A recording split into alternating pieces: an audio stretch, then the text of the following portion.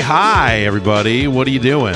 It's Tuesday. It is October 7th, 2025, and we're still here. We're all still here. We all made it. We all made it to the week. To the week of Battlefield 6 releases, the release dates. Congratulations. There's really no other games that works for other than Grand Theft Auto 6, is there? Oh, we got this before we got Tron 3 before we got Grand Theft Auto. There's no other. I don't know. Maybe Duke Nukem Forever could have fit into that slot for all the years that it was in development or something. I don't know. Hi, I'm Jeff Gerstmann. I'm here for this week's edition of the show.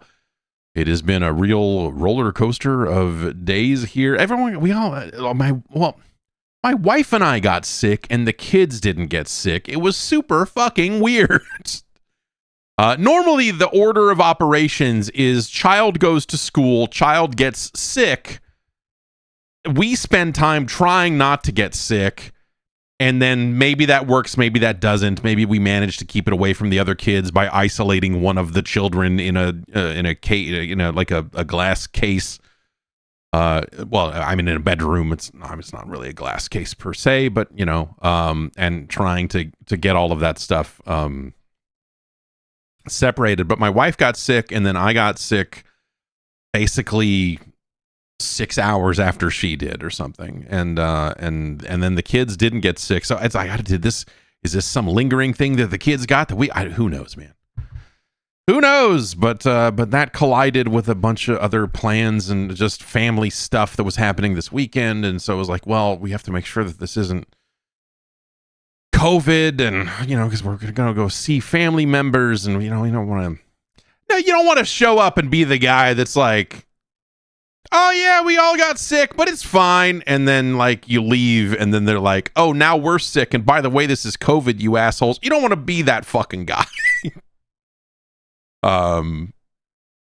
So make sure that it wasn't all of that stuff, and whatever else. So I don't know. It just a lingering funk that got in the way of last Friday's stream, but here we are now, talking about video games. It's been a very bizarre 7 days here. This morning, though, reviews for the new Tron film started to hit. I have not seen it. I don't know. Like, initially, my thought was, as something of a Tron man, I was thinking, man, I guess I gotta go see this. I guess I need to actually go to a movie theater and see this damn movie, don't I? And then over the last couple of weeks, a couple of things happened. I watched Tron Legacy, the second Tron film, and I listened to the soundtrack for the new movie, and I started getting inundated with advertisements,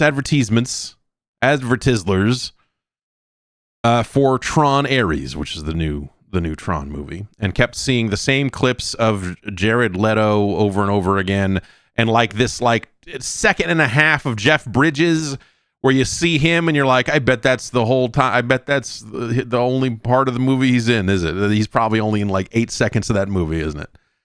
And you look at it, and I went into the Wikipedia page and started reading about it, and I'm like, because I'm trying to it's like, I don't know, I should be excited that they're even making a third Tron movie, because that's such a crazy thing to even do. It was insane when they made a second Tron movie.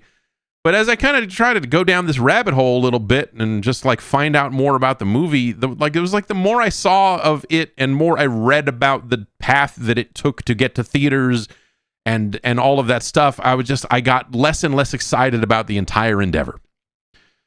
And now the reviews are out, and I feel like the reviews are largely confirming exactly what I thought this movie was going to be. I don't think Tron is some sacrosanct, it's like it means a lot to me as a kid for video game reasons, but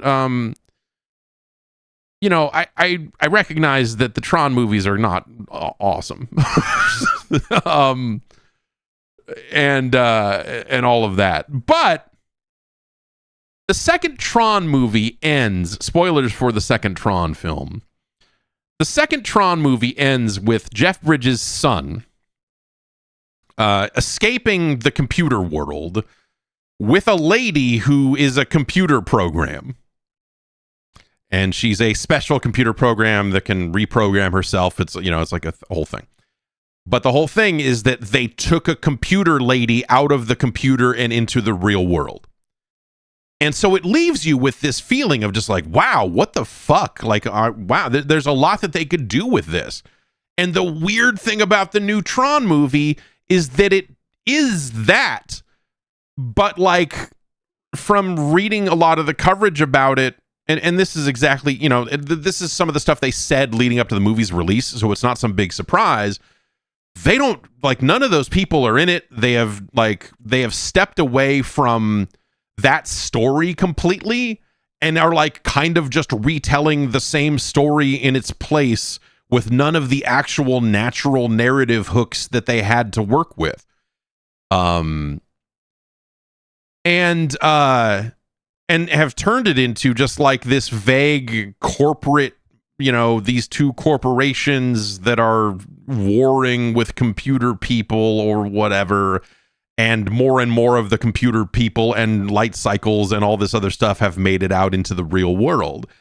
And like, the thing about Tron is that it is this visually impressive, crazy world inside the computer.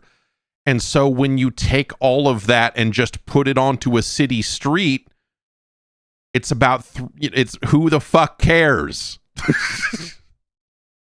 And all that stuff is in the trailer where you're like, dude, they used a light cycle to cut a cop car in half. And you're like, that's sick. That's it. There you go. Like, you've done the 4 things you can do with Tron shit in the real world, right?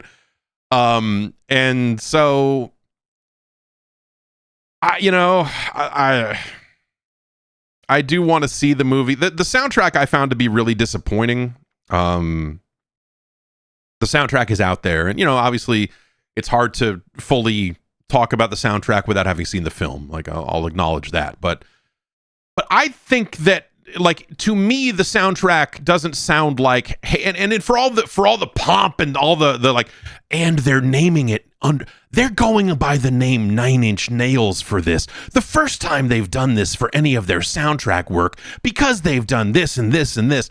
And then you go and listen to it, and it's like, okay, like, you have made a slightly more distorted version of like it is very similar to the previous movie's soundtrack in terms of just like overall aesthetic and tone and stuff. It's just red.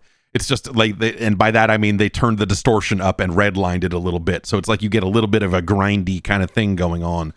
But I don't, I'm not a big 9 Inch Nails guy, but this doesn't evoke the things that, like, I think 9 Inch Nails as a name, and maybe 9 Inch Nails has just gone to shit and they're just soft now. Maybe Trent Reznor is a fucking pussy now. Whatever, I don't know. I haven't listened to the most recent stuff, so maybe it all sucks in the same way or something. But it sounds like they sat down and they listened to the Daft Punk stuff and said, yeah, we can do that, and then they did it. And you listen to it and you're like, yeah, okay. Like, this is not, like, I think that there's probably, I guess, like, maybe I'm giving him too much credit, but I just feel like Trent Reznor is capable of way more than that.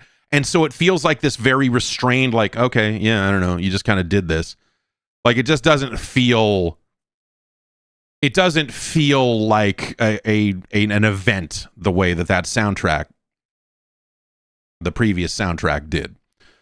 And they tried to present it as that the entire way. And like, again, they're making a big deal about them going, calling themselves 9 Inch Nails with this or whatever. Like, yeah, I don't know. You just listen to it and you're just like, okay, yeah, I don't know. This is real synthy stuff. And yeah, it's just, okay, you put, they used more drums than Daft Punk did on their soundtrack. So that's good in its own way, I suppose. But it's just, I don't know, like, like that stuff. I think, like, I was hoping for a more distinctive sound, and I don't feel like they did that. I don't feel like they did that with that soundtrack.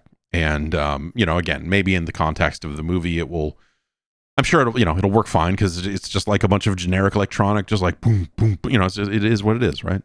And I think that'll work fine in the context of that film. But I was kind of just hoping for something a lot crazier, or I don't know. Angsty comes to mind, but I know that's a very 90s Nine Inch Nails kind of thing that's been long gone. In its own weird way, but yeah, I don't know. Like, the whole thing is just leaving me cold. It's unfortunate, because I feel like I should be like the weird target audience for this fucking shit, and instead I'm just looking at it and going like, I feel like you're leveraging all of the Tron stuff in the worst and most boring way possible, where they're just like, what if AI was bad? You're like, whoa, are you fucking shit? Like, that's not in the fucking...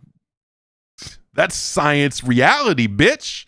That's not science fiction, motherfucker. We're here. We're doing that every day.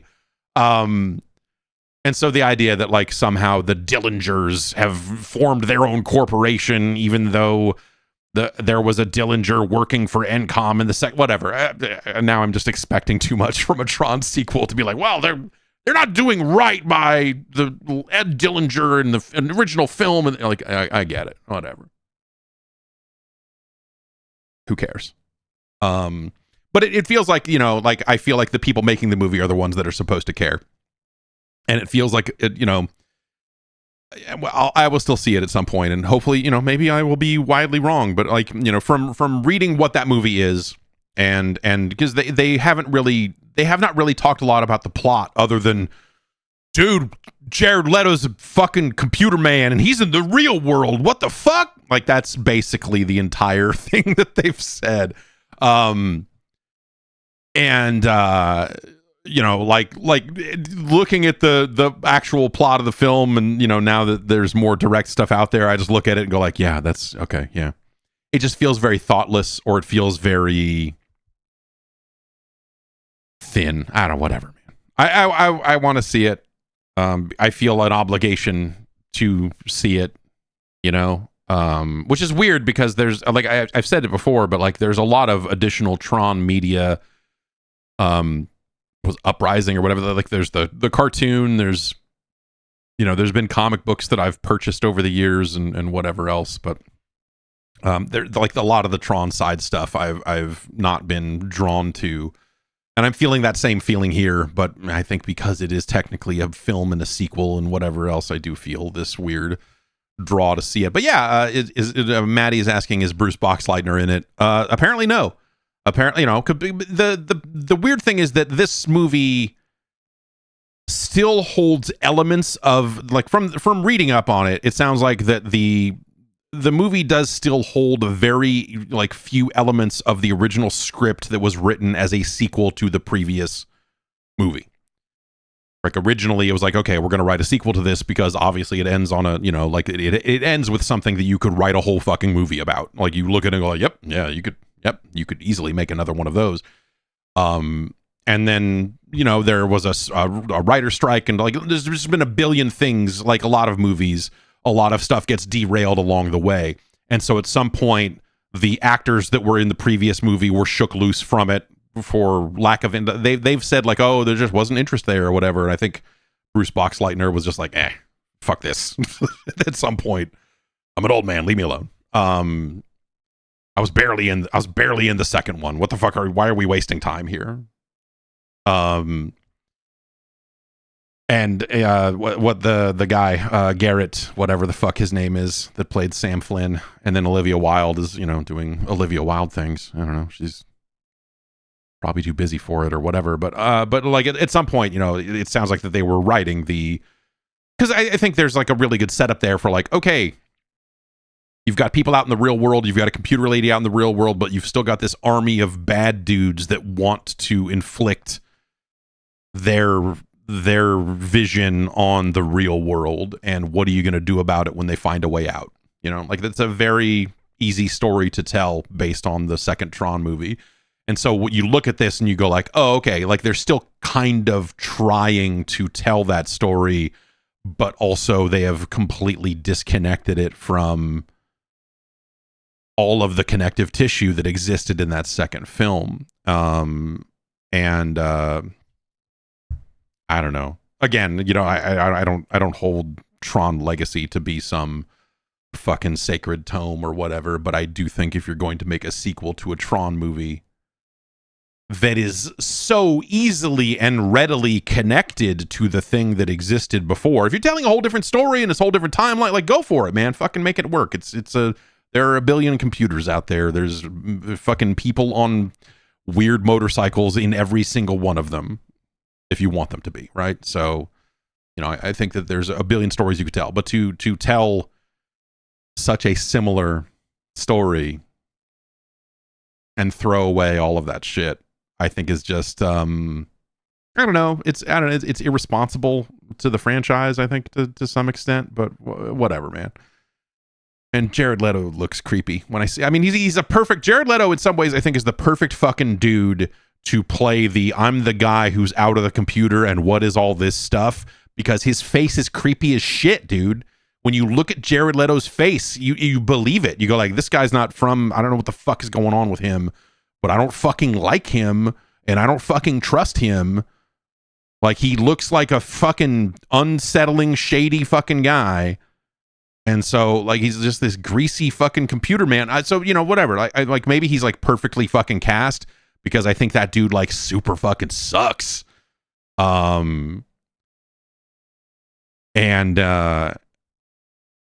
Before, yeah, I mean, and then you get into the allegations and you're like, oh, right. Oh, he probably actually is fucking gross.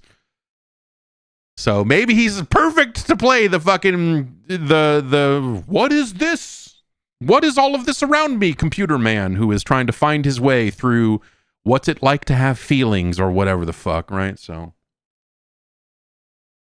what's it like to be human? He's finally able to answer the question. So I don't know, man.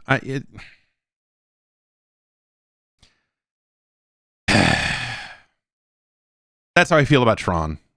And that's how I felt about Tron for like the last month. Like, as I've been like re-Troning myself, like watching some of the stuff and reading about the new movie and everything, going through this process, it has just been exasperating. So yeah, I don't know. I'll see that at some point and maybe we can talk about it. Let's take a break. We'll come back. We'll talk about actual video games, not like weird fake Hollywood video games. Okay? Be right back. It's still pretty sunny here in sunny Southern California, but you know, now that we're getting into October, you get a couple of cool days here and there. You're like, oh wait, it rained all day today, and oh wait, the cloud cover didn't burn off, and it's starting to get actually genuinely sort of cold at night. So, you know, I'm swapping the wardrobe around a little bit. And, you know, sometimes you need something that's warm, durable, and built to last. That's where Quince delivers every single time with wardrobe staples that'll carry you through the season. Quince has just the kind of fall staples that you'll actually want to wear on repeat. Like these 100% Mongolian cashmere that are just $60 starting. Classic fit denim, real leather wool outerwear that looks sharp and it holds up. They got a suede trucker jacket. If you're looking for a trucker jacket, you know, if you're looking to throw some layers on.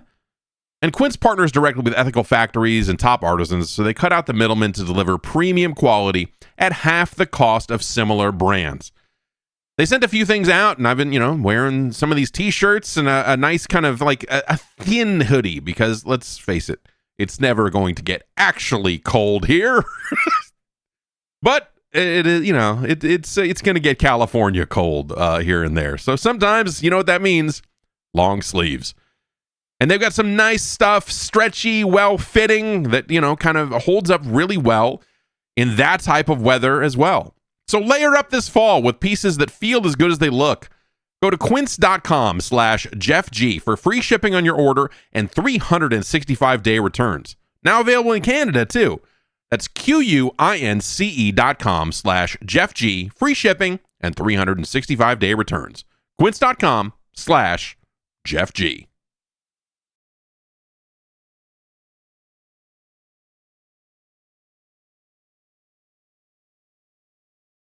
We're in the middle of it, video games. I mean, Battlefield 6 is out later this week. I've gotten my hands on that, and I will have something to say about that at some time in the future. But today is not the day. They posted up the Call of Duty Black Ops 7 beta. That is still running as like an open beta right now for the next day or two. I think this is the first time they've ever put zombies into the beta, but it's the competitive multiplayer as well, and that's where I've been spending most of my time with it. I put a video up on YouTube last week if you want to see it in action. It is, but they've added like more maps to the beta since then, and raised the level cap, so you're unlocking a little bit more of the gear and able to kind of mess around with different loadouts and guns and whatever. It's interesting. You know, the game is set in like 2035, and so it is the future, but it's not really the future. And so there's nothing in it. It's got drone, like their version of the future is, there are drones. There's like one of the things you can call down in multiplayer is a robot dog with a gun on it, and it stomps around and shoots dudes, I think the most futuristic it probably gets that I've seen is, at least in the competitive multiplayer, I mean, campaign, whatever. They put the perfect dark gun in it as like as a score streak. So if you get a set number of kills, you can get a gun that lets you see through walls and shoot dudes. It's limited use and limited fire, like all of that stuff. It is not as maybe ridiculous as seeing through walls and shooting a freaking railgun would be otherwise. But other than that, it's like over the next 10 years, soldiers are going to learn how to do parkour. That is the big innovation. That is the thing that they've added here. And it's weird because it's just from a Call of Duty perspective, it is this very subdued movement ability that they've done more with in the past. Like they've done full-on wall running. They have done jump jets and weird sideways dashes and stuff in the past as well. Here, if you see a window and it's up a story and there's a wall below it, you can just run up to that wall and double tap and go pop, pop, and hop up and clamber up to that window. That's basically, you can come at it from an angle and you can kind of, dive at the side of the wall and then jump off and climb the window that way. And I think the like, hey, let me crawl in a second story window thing is actually tactically the most interesting thing that it's there for. And it does kind of change some of the pace and it makes some of those higher perches not as safe as maybe they were in past games. Not that they were ever fully safe, because all of them would always have two doors in, and you're always getting shot from behind the minute you start peeking out a window. But it does kind of create a new, a new kind of counter to guy in window, the dreaded man in window with gun. The other thing they do is the thing that I expected that they would do, is that there are pathways in the level that have no ground. And so it's just walls, and you got to go, oh, okay, I can just like dive at this wall, jump, jump, jump, and then I'm on the ground again. Yay. And it feels very phony, because why would this base be laid out in such a way where like, there's just no ground here? I don't know. And it feels very like it's the gimmicky version of this. It's the same way they designed some of these maps when they did full-on wall running in like Infinite Warfare. And it's some of the same types of tricks that they used in some of those games as well when they have done wall running and all of that in the past. And that stuff I am a little cool on, but the ability to just bounce off of every wall and kind of get extra height and whatever else is interesting, because it does give you, like there are some areas that are not designed as blatantly like here's a straight path but it's all wall. It's like, oh, there's some walls in here and there's kind of there's two ways to walk around it, but you can kind of hop through real quick and get behind somebody. And there are interesting ideas in some of the map design that are built around the wall jump stuff. And so it's a bit of a mix there where I think some of it is really like underwhelming and you just go like, yep, this is exactly how I thought these levels were going to be laid out based on you saying that you could do these little triple jump wall things. And there are actual other parts of it where it's like, oh, okay, now like I can jump up to the top of this staircase. Like if I'm running at a staircase and you see the side wall of it, I can, sometimes you might run to the low part of it and jump over and clamber over that. But now you can go up to the higher point and maybe get behind somebody and do, there's like interesting kind of interplay with that just because you have like that additional level of mobility. I don't think it's a game changer though. I'm not going to sit here and say like, this is completely, like in a lot of ways, this feels like a very, it feels very similar to Black Ops 6, which is the previous year's game, which has a lot of the same types of mobility things. It does not have the wall jump thing, but it does have sideways running and diving and dashing and all of that. And all of that stuff is in here as well. And I think that stuff I thought was really fun last year. And so that stuff is still here. There are a few interesting... Oh, I guess actually, you know what? While we're talking about futuristic gadgets that maybe don't exist just yet, because it's a lot of drone shit, but, in addition to the gun, what sees through walls, there is also active camo that you can pop. It's one of the abilities you can choose to put on your, loadout that will let you become Predator-style invisible. Not fully invisible, but you could maybe trick some people with it type of invisible. And you can have that for 8 or 9 seconds or, well, I don't know actually how long it is. The other thing they added is sort of like they did a thing years ago where the perks themselves could be leveled up. And so you would unlock Perk Pro versions of the perks that were slightly better. And what they've done here is they've added a system called overclocks. And so as you use some of the equipment on your loadout, like your score streaks or your grenades can level up. And so there are two things you can eventually unlock, one at level 2, one at level 3, and then you can choose which one of them you want to use. And so for like sticky grenades for Semtex, one of them is the explosion is bigger. You're like, yeah, that sounds good.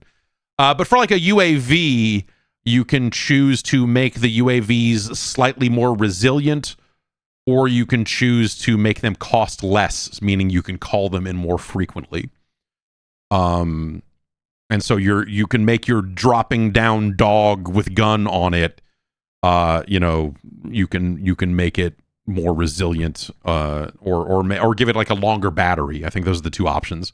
You can give it a better battery so it stays on the battlefield longer, or you can make it more resilient to enemy fire so that it doesn't get taken out as easily or whatever.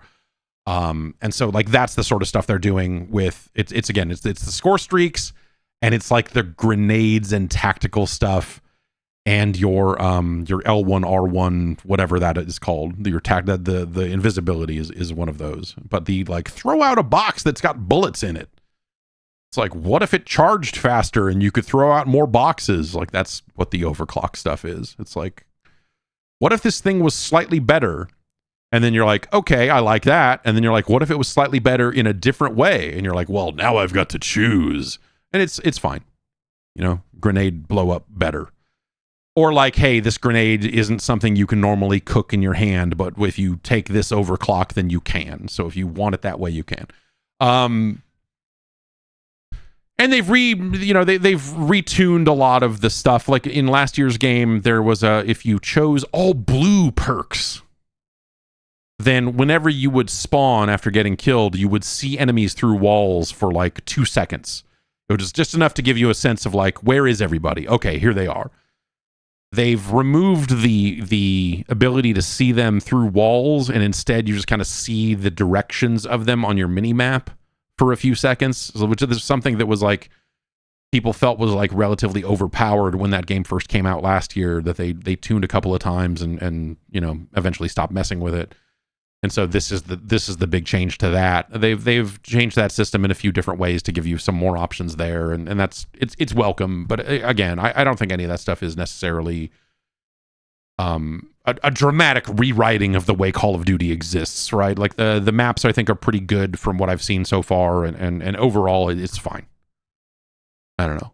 Like as I'm playing it, I'm like, oh cool, this is new stuff that I haven't seen. So that's nice, because I played a lot of matches on the maps from last year, and it would be nice to have new maps. And so like, that's my primary draw here, is it's like, oh, here are new areas and new windows for me to jump through and shoot dudes, and I think it's pretty effective at that. So that's nice. I don't think that this is something that is, this is not something that is going to like change your mind about the very existence of Call of Duty, but I don't think anything would at this point here. So yeah, if you're on board with Call of Duty, they are continuing to, the truck is still running. They are still driving it. It has got a bunch of new maps on it, and the new maps seem good. So that seems cool.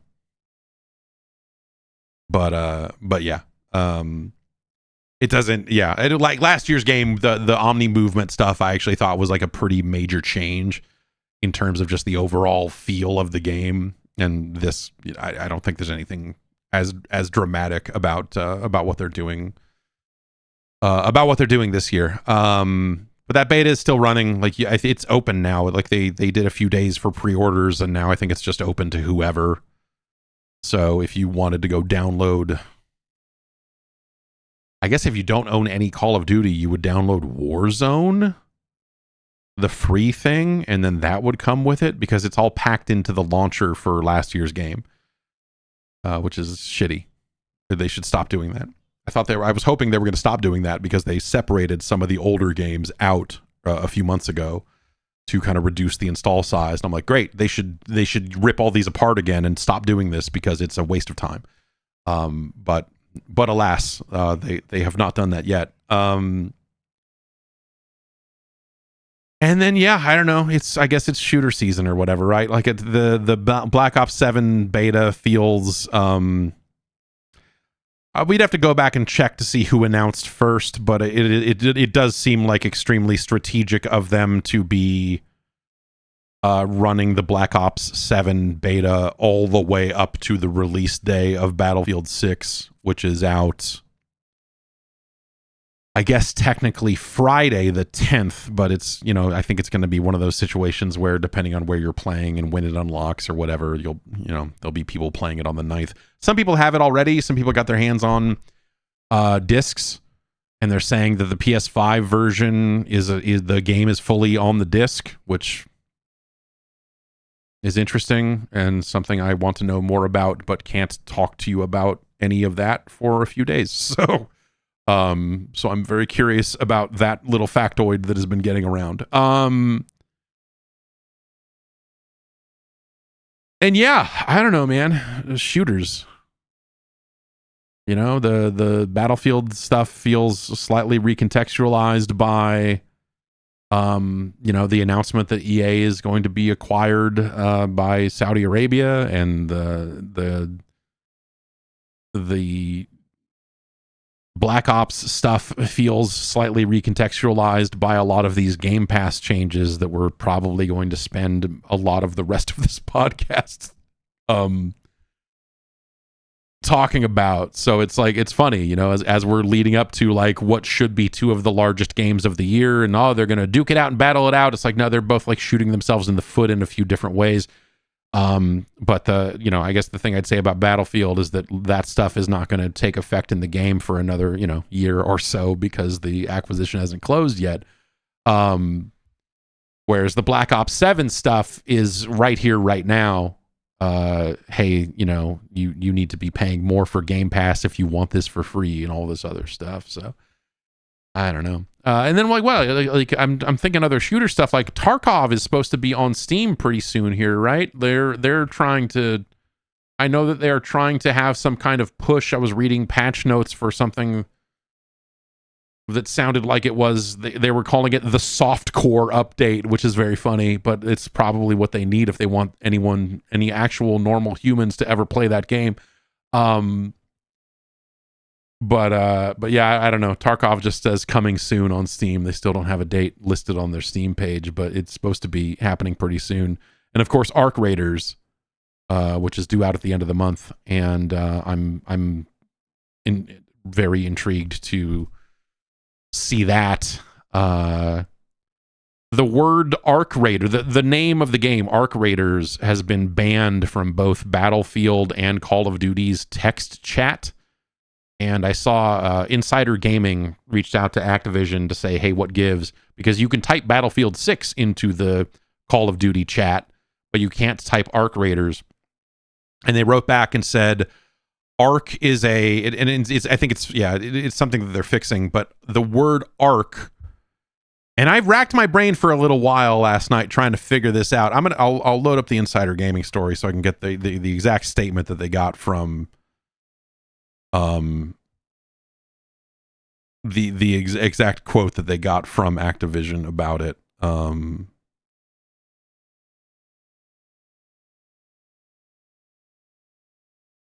Where is this? Our text-based moderation system has ARC, A-R-C, set as an alt of an inappropriate word. Paired with Raiders, the system flagged the phrase, those filters have been adjusted. So, I don't know.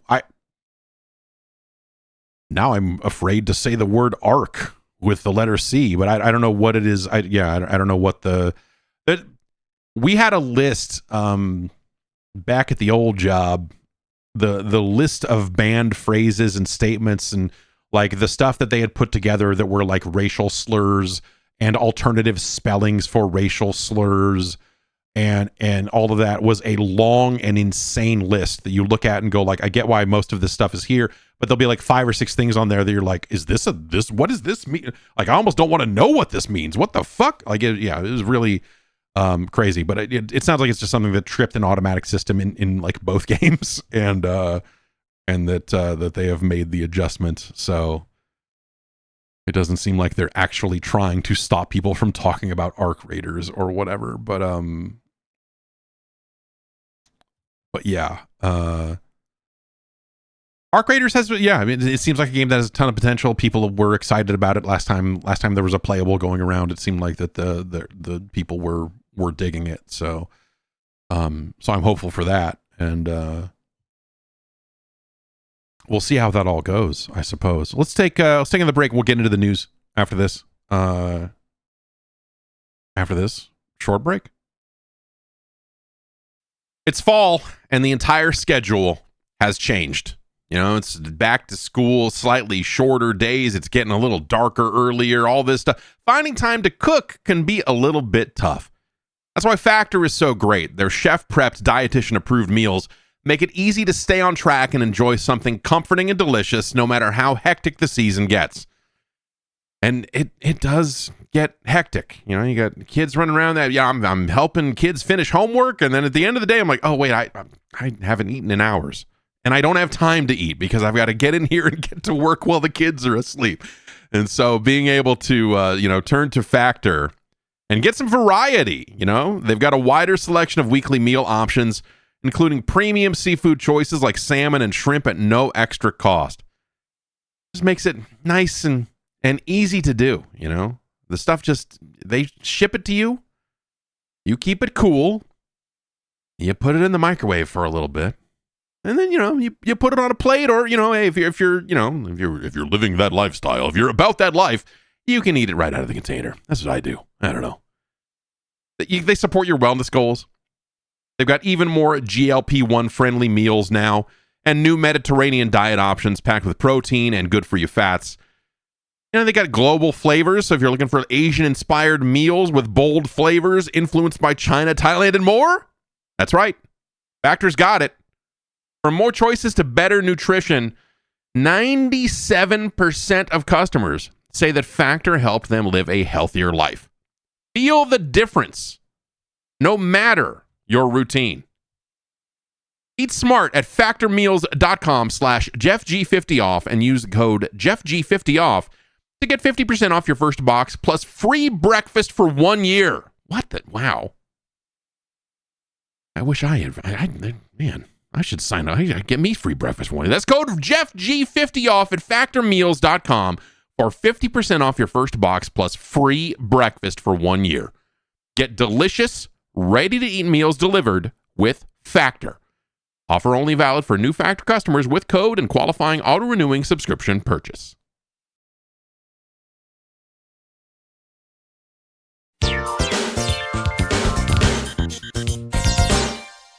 Yo! Xbox flushed itself down the toilet. Did you see this? That's the news. See you tomorrow. What the fuck, man? Okay, so gosh. Where to begin?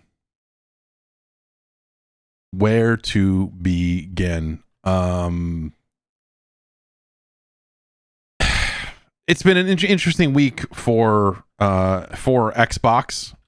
They have made some notable changes to their offering under a post that they decided to name Updates to Xbox Game Pass, introducing Essential, Premium, and Ultimate plans. They have raised the price on Game Pass by quite a bit. To where now, if you want the highest tier of service, if you want Xbox Live Ultimate, that is now $29.99 a month. $30 a month. $360 a year, because they do not offer any kind of annual discount or annual subscription. I think they are only selling it by the month right now. I don't even know if you can sign up for a year. They're trying to frame this as it's more choice. We love it when players have more choice, and this is now the only tier that will get Xbox games on day one, on all platforms, and so the other versions of this are now getting less. Or rather, they've carved out a different way to balance this. They're adding some things that they did not have before. Some of this is stuff that existed on the Sony version of their higher tier subscription services, like Ubisoft Plus Classics, meaning a bunch of older Ubisoft games. And EA Play was already there, but that's still there. They will also give you a Fortnite Crew subscription, an $11.99 a month value, which is the subscription they sell to Fortnite that comes with some it's like you get like 1,000 V-Bucks a month, and you get the battle pass, maybe among other things. I'm not 100% clear on how the Fortnite Crew subscription works, but they are adding that to the service.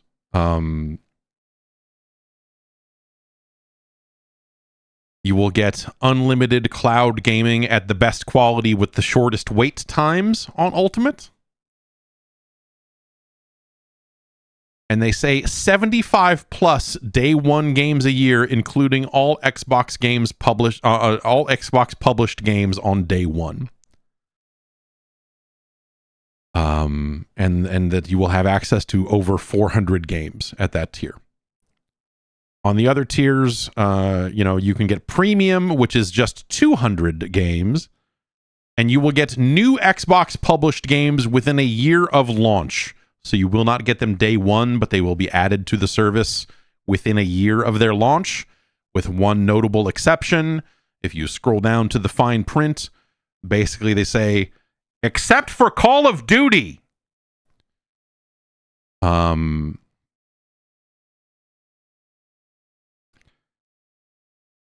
Which is a way to go, I suppose. And then at the essential tier, which is like $10 a month, you will get cloud streaming. You will get in-game benefits, including for Riot games. You'll be able to play online on consoles, and you'll be able to. And they're also so, dude. So one of the things they did with Game Pass is that if you got a discount on DLC for games that were on Game Pass, you got it was like 10% off or something. And so if you were buying Call of Duty currency or whatever, you would get 10% off that purchase as a Game Pass subscriber. They have eliminated that. And that's not just for like people first noticed it on Call of Duty, but it is something that is across the board. That they have eliminated that discount from the service. And now instead, like they're the way they're kind of waving it away and going like, oh, no, we're doing that. We're not doing that. Instead, you get Xbox rewards points. And so if you're on the ultimate tier, you get 4 times the reward points that people on the essential tier get.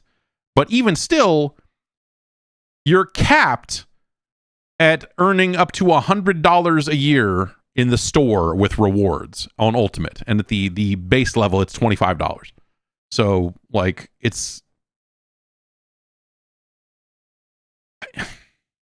that's not the same thing. That is not the same thing. Not even a little bit. Bloomberg ran an article kind of in the wake of the Game Pass increase, trying to say, hey, one of the reasons you're seeing this increase is because Game Pass cut into Call of Duty sales to a great degree, and I believe they got a quote from let's see who this source was. According to a former employee who asked not to be identified, discussing internal estimates, Xbox lost more than 300. The exact phrasing, I'll just use that to not introduce any more ambiguity into this. Bloomberg says Xbox gave up more than $300 million in sales of Call of Duty on console and PCs last year, according to one of the former employees who asked not to be identified, discussing internal estimates. And so it sounds like they talked to someone who said, hey, and their take on it is that, oh, by putting it on Game Pass, $300 million just didn't come in. That doesn't seem like it lines up. And I think people that kind of dug into some of that phrasing and that specific number kind of found that it didn't necessarily go that way. Matt Piscatella from Circana, kind of noted, I think even when Call of Duty was first hitting Game Pass last year, and we were all wondering, like, is this going to, what is this going to do for Game Pass adoption rates and all this other stuff? Is, like, it seems like that, based on from, Circana's view into these numbers, there was no like lasting bump in Game Pass subscriptions because of Call of Duty. There was a short-lived something there, but it sounds like that it did not translate into a sustained increase in subscriptions. It also did not increase hardware sales. But also it was something that, like the engagement for last year's game was really strong. It was still leading in sales on other platforms. And so, like, did it carve into Xbox sales? I'm sure, yes. Like, why? Like, just, common sense would dictate that surely there were some people who would have bought the game who instead subscribed to Game Pass. And I think that maybe what we're looking at here is that there were not enough of those. And so as a result, now we're seeing carve outs for like, hey, not only do you have to pay more to get any day one games, but now even this mid-tier that is going to get games within 12 months of release is now like we are carving Call of Duty specifically out from that. These numbers, this 300 million and like this like theoretical lost sales and all of that, those arguments start to sound like when people say how much money was lost due to piracy. You can't always know, like, would every single person who pirated this game have purchased it, or did they only play it because it was free? Game Pass, same deal. How many of these people were actual Call of Duty consumers previous to this, and this led to this? The number's not zero, but the number is probably also not 300 million.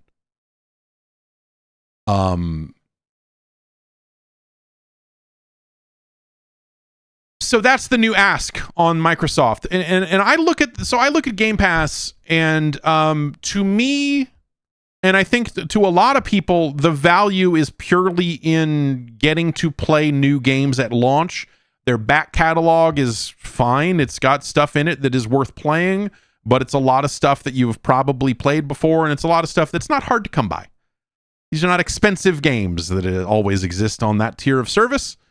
And so the games that are getting cycled in and out of the back catalog, it's a lot of indie stuff that is going to be $15 at most. And how many of those games are you going to play anyway? And so like the value gets dicier there. These are all, games that are perennial favorites in Steam sales, like that sort of thing, right? The games that Microsoft has gotten day one, the third-party stuff that they get day one, sometimes it's good stuff. Sometimes it's not good stuff. Both PlayStation Plus and Game Pass both launched FBC Firebreak on day one. And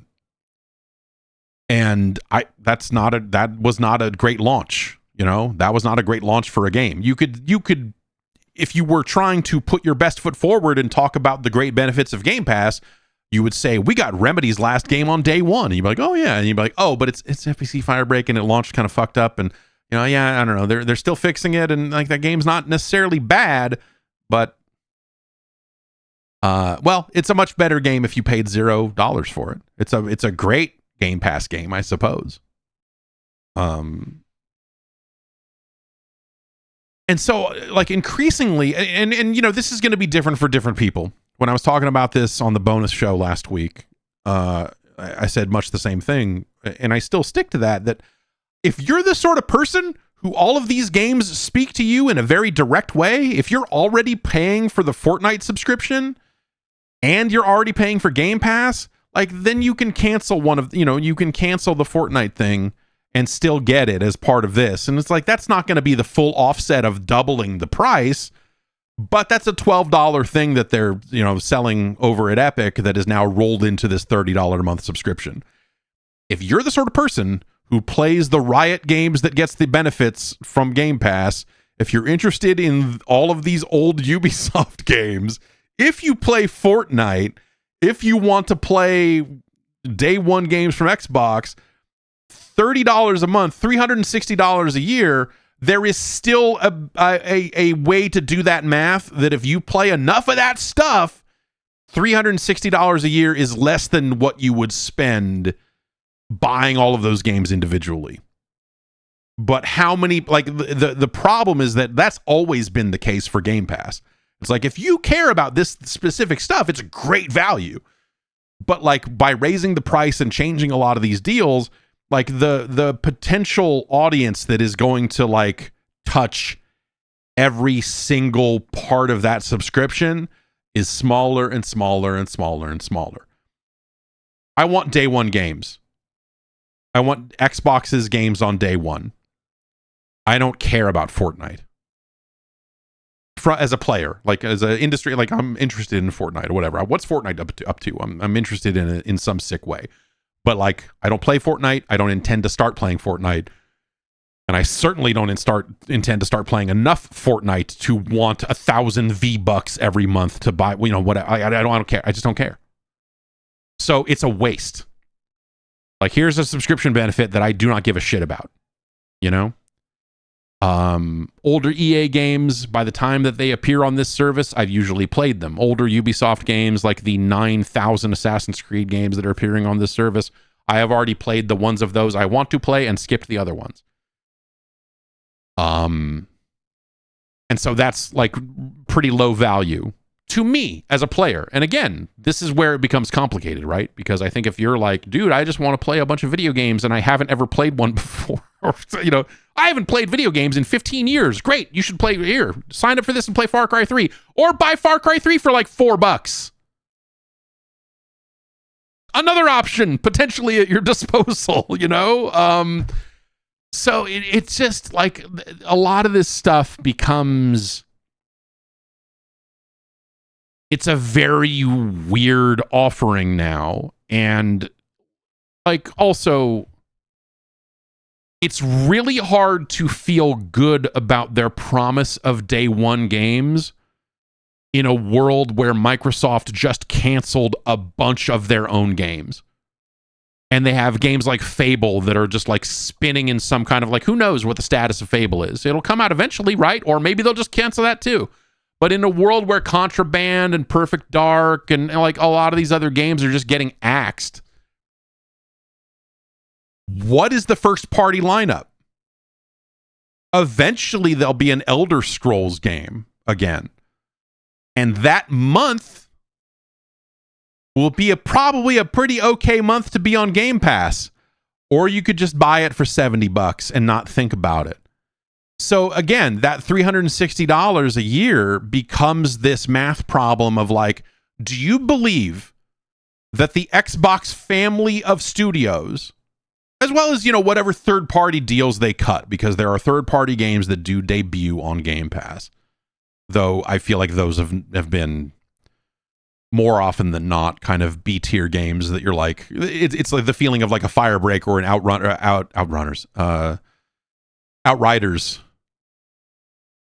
the youngest loot shooter in the world, where you're like, I'm glad I didn't pay for this. Like, this game is a totally okay game to play, but boy, it's a good thing I didn't pay $60 for it. Like, that's a lot of the day one stuff that shows up on Game Pass from third party is stuff that you kind of think about in that frame, right? It's like, oh, here's a game that like it's cool that I was able to play this, but I don't.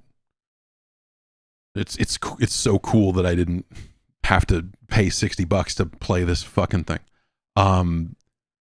And so I really think a lot of that offering does come down to, do you think that Xbox game studios and its affiliated companies, Activision and Bethesda, and, you know, I guess that's it, right?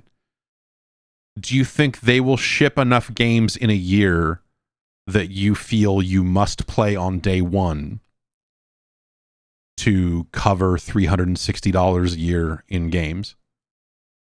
Or would you be better off buying Call of Duty separately if that's a game you play, and going like, okay, well, I'm only interested in playing Call of Duty and Outer Worlds 2, so I'm not going to subscribe to Game Pass. Or like, I'm played Indiana Jones and then I played this, and, you know, like, are there enough games in a calendar year? Are there enough games in a quarter? You know, $90 every 3 months. Do they put out enough games in a quarter to where if you broke it down that way, that there's one game a quarter that you go, oh, this is a game, this is a must-play game, I'm just going to play it this way because I'm already subscribed to that? Or would you rather just buy that game separately for not $90, unless it's a multiplayer game and you're buying all the DLC because you're a sucker, and sometimes we're all suckers. It's fine. It's fine. Or the $70 or, you know, $80 in some cases as these games continue to creep up in price. Is that something? I mean, forget like, and like, we're not even on to the next phase of this conversation, right? Just point blank, as an Xbox player, all 40 of you, does that math work out? Like, that's the question you have to ask now. And I think increasingly, I think you're going to find more players that, like, when they really do the math on it, they go, absolutely not. Like, no. There will still be some people who go like, oh, you know, again, as a Fortnite player, as a this, as that, like, this all adds up and it works out to my benefit. Great. then great, man. Fucking sign up for this thing. It's there. Now, now extrapolate that a little bit to like, what if you're not playing games on an Xbox? And there is still a PC version of Game Pass that is kind of grandfathered in the middle here in a weird way at a different rate for that. But also a lot of these games are continuing to come out on PlayStation and other platforms. And are you going to play games on Xbox anymore? Because I think that's the next step in this flow chart of like deciding how what you care about and what you think about now. Are you like, okay, well, I'm not going to sign up for Game Pass anymore? And once you've cut loose of Game Pass, you then have to go like, do I give a shit about Xbox as a platform anymore? Especially in a world where more and more of their games are going to appear on PlayStation and in PC, of course. But, with PlayStation, you would also get the benefit of first-party Sony releases if you care about that sort of thing. And so, like, the whole ecosystem just feels poisoned to me now. Of like, and there are people who are in it, right? And if you're in it, then the cost is already sunk, right? You already spent money on a console. You already, like you built up a library and a friends list and whatever else. And so, there are reasons to just go like, well, whatever. Someone wrote me this morning when the podcast was going live and just said, it's too late. I sold my Xbox and got a second PlayStation 5, which I think is crazy. But, but also I guess I have two PlayStation 5s as well, a regular one and a Pro. But as we start to warm up here over the next couple of years into like the next hardware,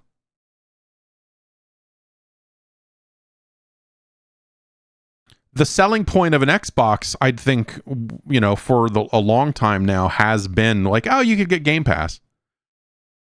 But that advantage is not nearly as strong as it has been.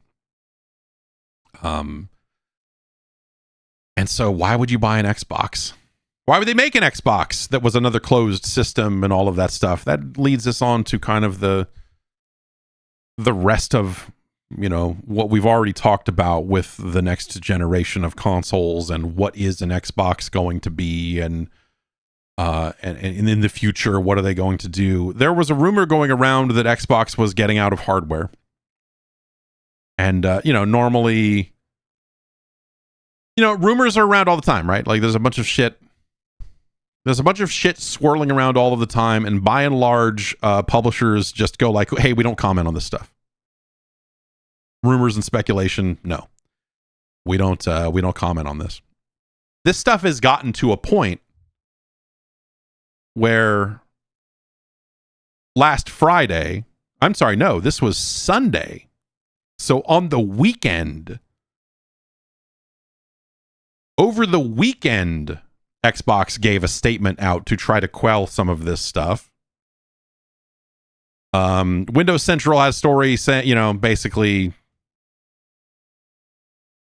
saying, hey, that there's rumors that they are exiting hardware and that the next Xbox has been canceled and blah, blah, blah, which I think I would have told you then that's not going to happen. Microsoft felt compelled to actually issue a statement on this. We are actively investing in our future first-party consoles and devices designed, engineered, and built by Xbox. For more details, the community can revisit our agreement announcement with AMD. And goes back to the thing from June where they put out that video of Sarah Bond saying, hey, we're doing stuff with AMD. And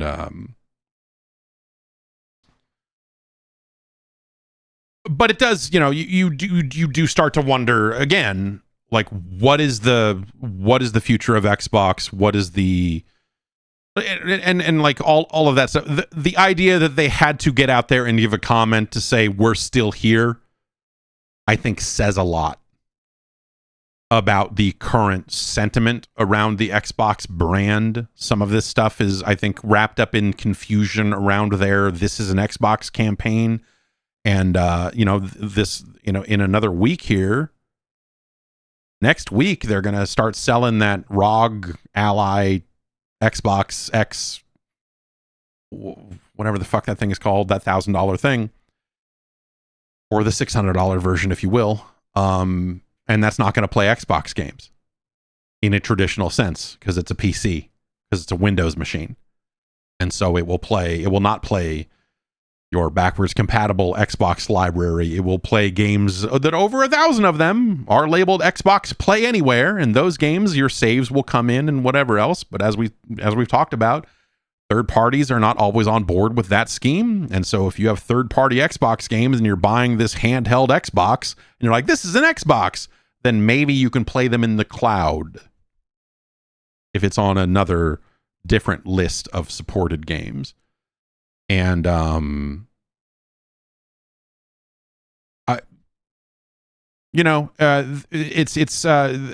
like, I think, a lot of brand confusion that has happened in the lead up to that thing going on sale, and that stuff is not something that they've solved. It's not going to be a very, that's not going to be a huge product launch. It's not even Xbox's product launch. It's Asus. They're selling that thing. It's just a fucking PC that they have partnered with Xbox on to make it feel like an Xbox. And, Xbox is finally doing its full screen Windows, whatever. And we'll see if that stuff's any good. I'm interested to get my hands on one of those things, but not necessarily to play my Game Pass games or my quote unquote Xbox library. I'm sure it will run Steam Big Picture quite well. And so, yeah, it's a RetroArch will probably run really well on that thing. I can get retro achievements or whatever. So yeah, I think this stuff across the board is really like they're just kind of getting it from a few different angles. Obviously, the price hike on this stuff sucks. You can try to walk through it in ways that will make sense, and like I said, for some players maybe it will. I think it sucks.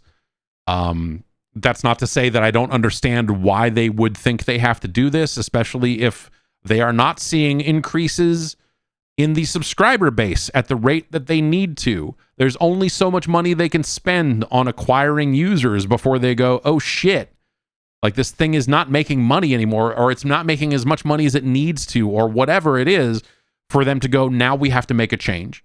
They tried it for a year with Call of Duty to see if Call of Duty, one of the biggest games on the planet, sales-wise, to see if Call of Duty would move the needle.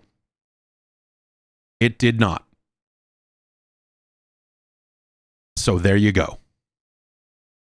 Right? They took a swing at it. I think it's a good experiment for them to. I think it's a good experiment for them to do. It was a smart thing for them to try. I understand why they would go down the road they went down, and now they're at the end of that road, and they go, okay, now we know. We have the data. We have a full year of data about what Call of Duty does to Game Pass, and we don't like where these numbers are at. So we're going to change it. Or who knows? Like, ultimately we don't have the true insight into where their heads are with this stuff. But I think that is probably part of it. And also, again, just like this stuff, everything is getting more expensive right now, and all this whole thing has just been a crazy mess. So, I think they were smart to not touch Call of Duty and not do massive things to it in year one. And now for year two, they're not going to touch the game, but they're going to touch all of the subscriptions and all of the other services and everything else around it. And we'll see what that does. But if the number of subscribers isn't growing, at some point you need to better monetize the people you have. And so you raise prices. And that's why they're trying to spin this as like, well, there's so many more features you get. You get Fortnite Crew, you get this, you get that, and they're trying to, in some ways saying like, hey, and if you don't want this stuff, we still have lower tiered subscriptions that, will hopefully you'll just buy Call of Duty and whatever.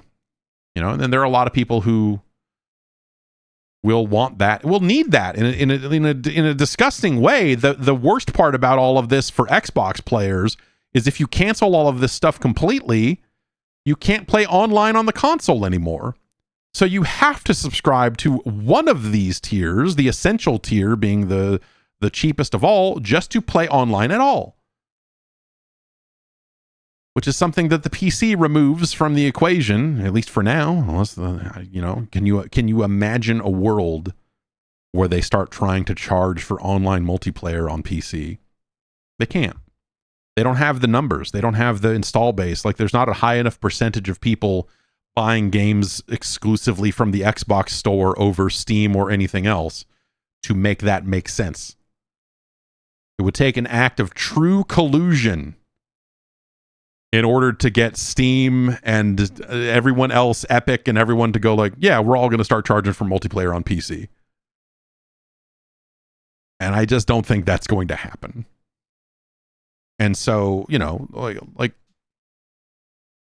this is something that all gets solved if the next Xbox is just a Windows machine, which is, I think it's not just my speculation on that. I think, there are a lot of people saying like, well, because I think increasingly the moves they're making only make sense if that's the case.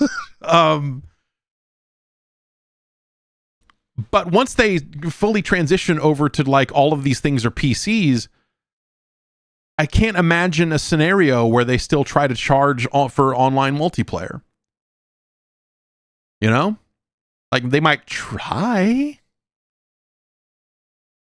Or say like, oh, this is still a console, but it's a console you can run Steam on and other stuff, but it's still a console. So you should sign up for Game Pass so you can play online. I don't like the hoops, like the mind hoops they would have to jump through to get there. I really don't. I don't know how they would pull it off. I'm not going to say I don't think that they would do it. I just don't know how the fuck they would pull it off. I don't know how they would get away with it without like ceding control, like they're shedding the rest of their audience or something, right? Not to say that they wouldn't think about it, but that's a hard one. And so we've been on this road for a long time, right? This is not a step I could say that I expected, but like I think in the context of everything else that has been happening with Xbox as a brand, as a company within Microsoft or what have you, like I look at all of this as this is all part of the same continuity, and you see where it all leads. And I think it eventually gets to a point where, when and if they sell a new console, that thing's going to have to be open like a PC. And it's going to fundamentally change the rest of the Xbox business, right? To where all of these things are just PCs. And then their problems are solved with like, oh, some of these games don't actually run on the handheld. It's like, well, when all they're shipping is just PC stuff and the console is still a PC, that whole conversation fades away. Or it changes. Actually, that conversation changes into one of backwards compatibility. And like, hey, I bought a lot of Xbox games. You've made it so I can play a lot of Xbox 360 games on generations of Xbox. Will I still be able to do that? Or are they also going to close that door? Which I think would be the shits. I don't know that I have the answer to that. I know that they have valued backwards compatibility more than any of the other hardware manufacturers.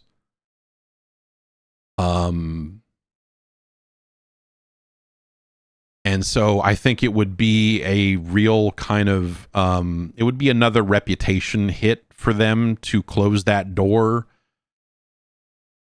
But the only way to keep that door open is to, employ like another level of software emulation on top of what they're doing or whatever, which is doable, Like I said, I can play original Halo 2 on the original Xbox on my PC, and it'll still connect to a fake Xbox Live where I can play it against other players. Like, there's ways to do this shit. But how many games will be supported and whatever else, there's just a ton of shit there that gets in the way, right? So yeah, I don't know, like none of this adds up to anything good, right? Like none of this is like, there's no real way to paint this as like a win for anyone over there. This is not it's another hit that they have taken on the route that they're on. And they eventually, they eventually get to a point where they're shipping new hardware, and strategically, I think it increasingly just makes sense for that hardware to be a fucking computer. Because I think they've, like the Game Pass price increase is like another, like the idea of buying an Xbox console was already kind of a weird like math problem, right? Of like, okay, well, if you play these types of games and you play, then Game Pass is this and that, and yeah, you're not getting the first party stuff from any of the other companies and whatever else, and also like, a PlayStation 5 Pro is more powerful than this, and with everyone raising their prices on consoles and stuff, like the weird thing of the math of, should you buy an Xbox Series X when those prices just went through the roof? Like, no. The answer has I think pretty firmly become fucking no, dude.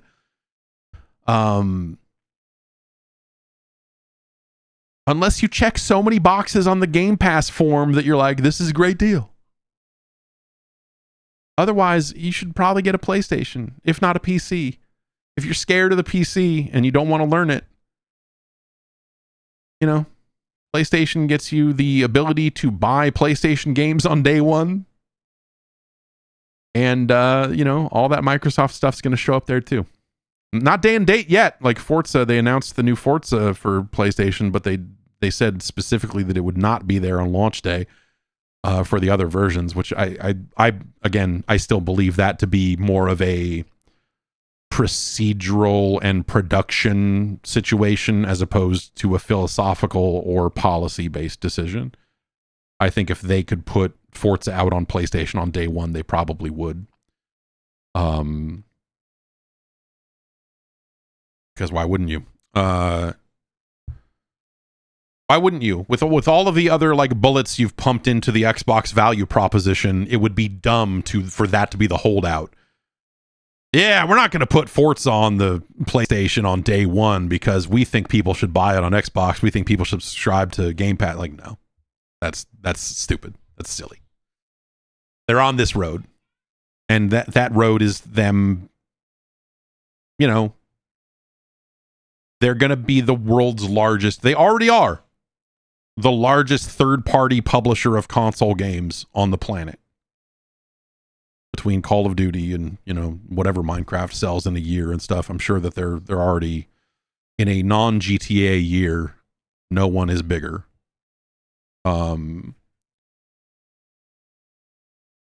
so they continue to head down this road of leaning into that, and I think that's a respectable road to go down with the catalog of games they have in their portfolio. Yep, just put those games out. And the hardware stuff, they'll continue to do it for legacy reasons, but like for how long? Like at some point, that hardware just becomes vestigial. The hardware business almost just becomes like an arm of the Windows business, right?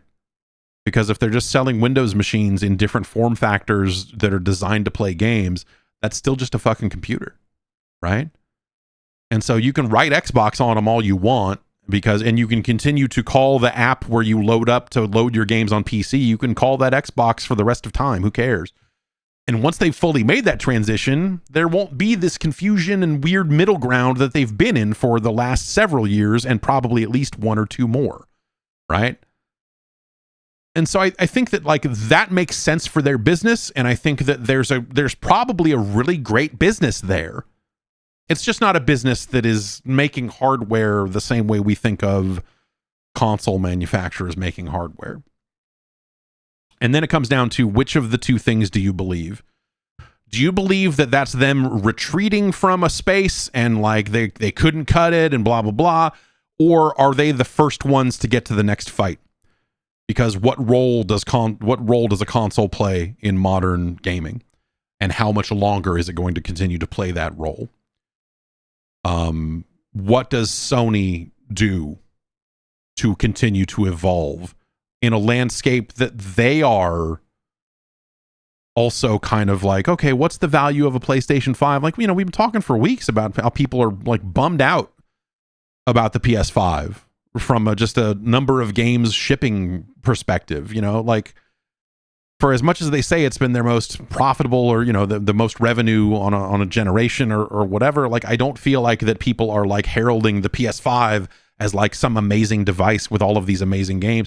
Instead, it's been more like, oh, this feels like a bunch of untapped potential and they never put out enough games and this, and, games kind of dried up around COVID and never really came back the way that they seemed like they should have. And big games are getting, more expensive and, to make and to sell and to this and to that. And, we hear all the talk about Sony being interested in making a handheld of their own, which you would assume to be part of Sony's kind of closed ecosystem, because I don't see them making a PC anytime soon. But would they? Eventually? Maybe. I don't know. People are giving Michael Pachter a lot of shit. What else is new? Pachter was out there saying that Sony is fucking up the worst.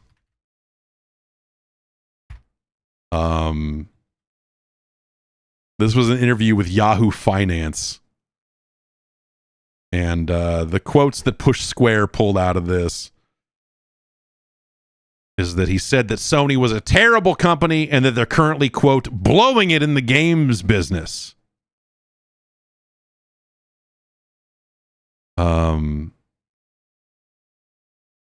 Here's the full quote here. No, Sony for sure.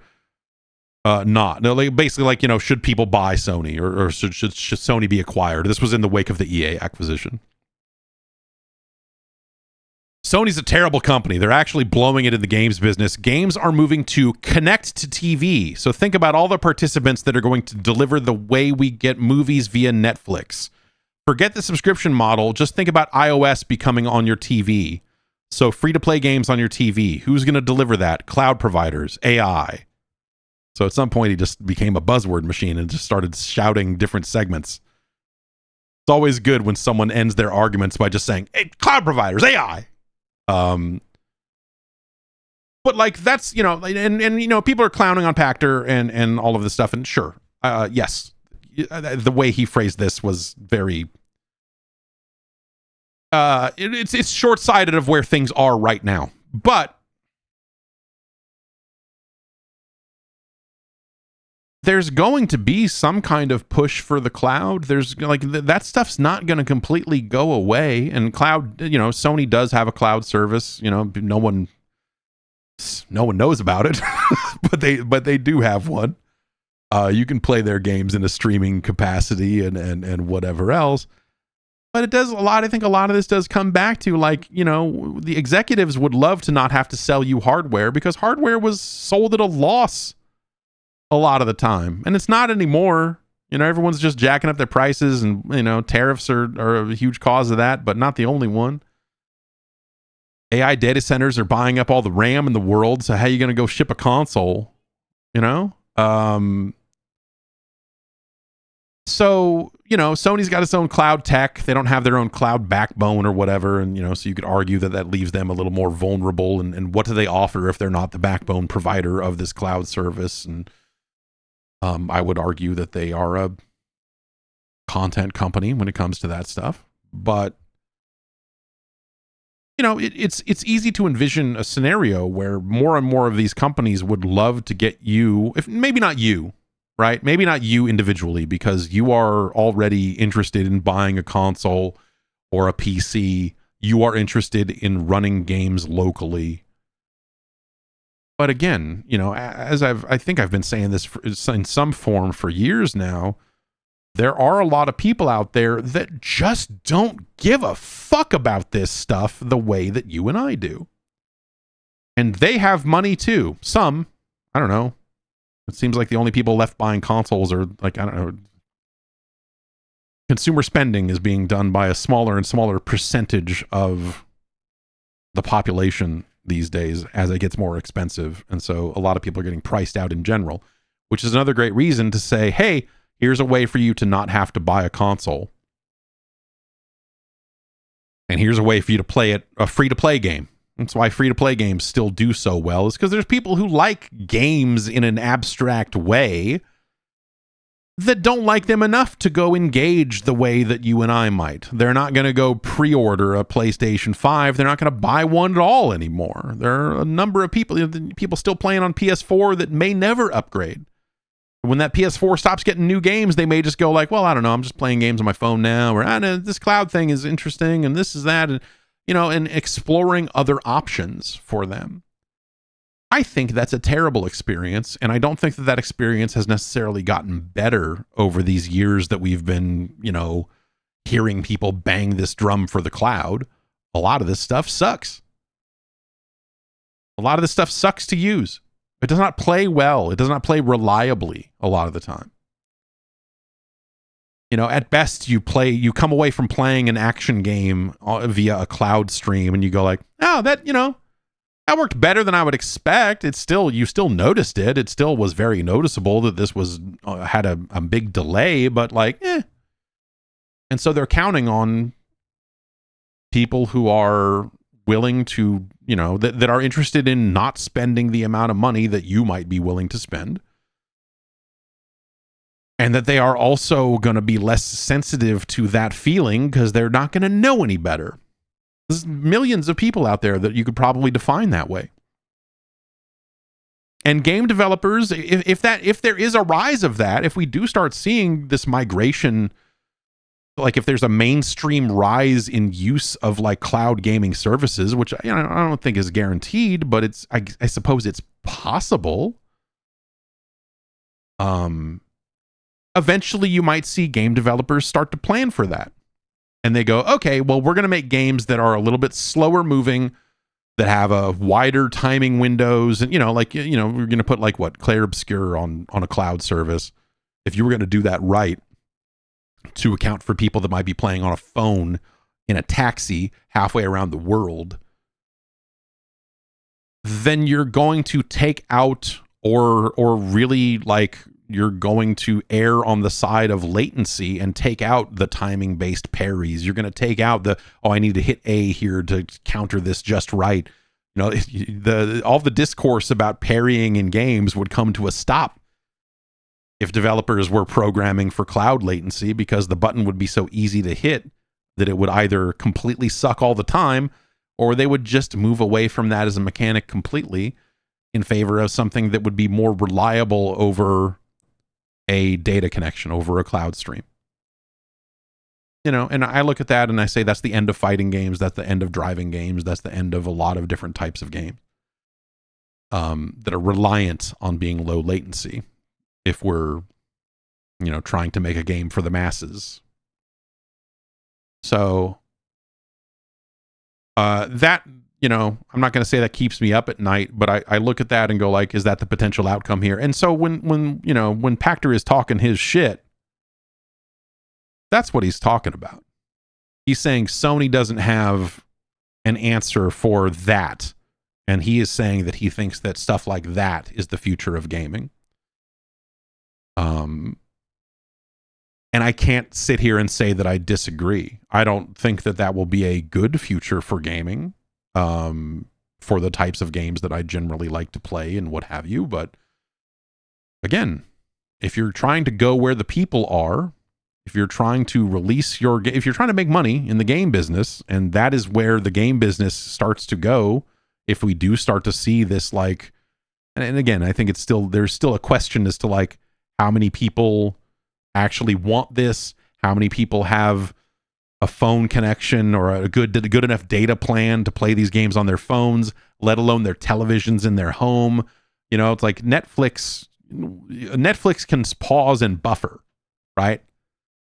You don't need to know if you might have a 40-second latency to the stream on Netflix end because of how big the buffer is or something, and it will buffer more if your connection sucks. It can adjust. Gaming, unless we're playing visual novels or something, gaming, the latency is always going to be tighter than that of a non-interactive video stream. And so it's going to require maybe not the highest end connection in the world, but higher than like you can't just look at like Netflix's internet requirements and go, well, everyone has that, they'll all be able to play games. It's a totally different set of problems that need to be solved, right? So I think there's a middle ground, and I think that we'll see more and more companies experiment with games that are being run locally that still have elements of them streamed in from the cloud, whether that's textures or audio, or, you know, like whatever, right? I think there's some kind of middle ground that we hit upon where you're like, oh, you know, the terminal in the user's home was actually relatively dumb. Like we could put an Xbox 360 in these people's houses with a 4K scaler on it and then just pipeline the good looking data to them as they need it and try to figure out a way to meet in the middle somewhere. And we'll I'm surely see companies experiment with those types of things as well as this stuff rolls along. But I guess my point is, I don't think that Pachter is necessarily all the like as far off as people are giving him shit for.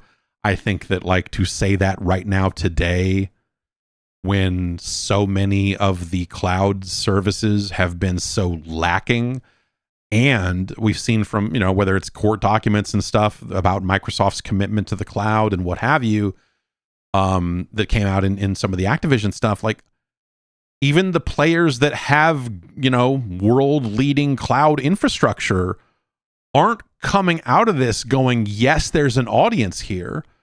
They're saying, we're not sure if there's an audience here. And they aren't even trying to market to those people right now, really.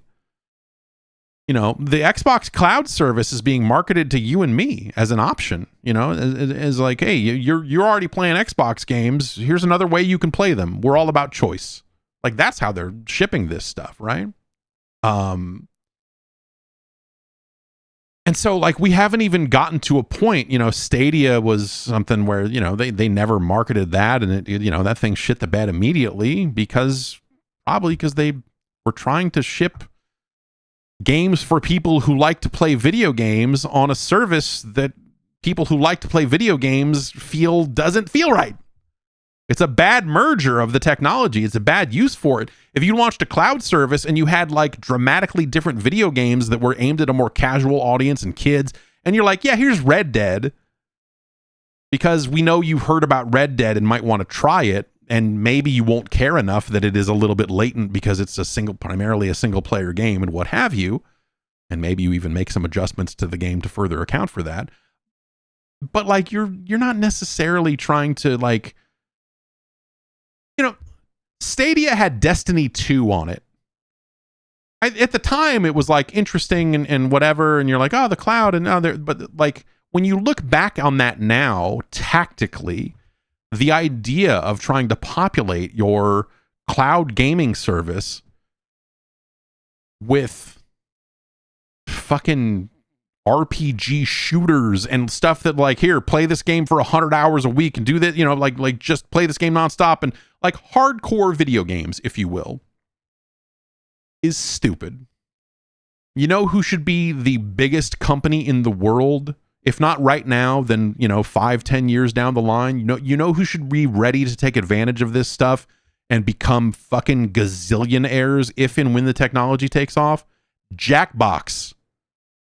Jackbox should be making the biggest video games on the planet if and when a cloud infrastructure service ever got to a point where it was, you know, reaching penetration and being advertised to the right people and all of that stuff. And they've tried some things along those lines.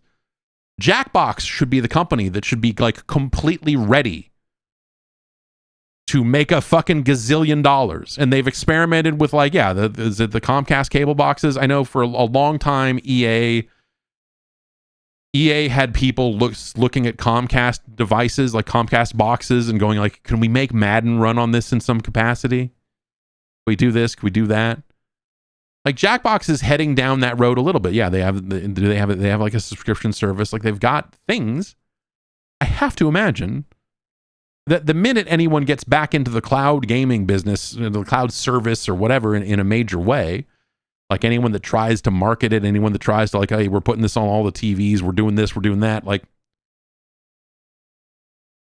that's Jackbox's bread and butter. That is their wheelhouse already, and it has been for a long time. The console is the least important part of that link. There's no reason why you should need to have a PC or a Switch or any of these things to play a Jackbox game. You know? That doesn't even need to be a video stream streamed to you. That could just be CFAX.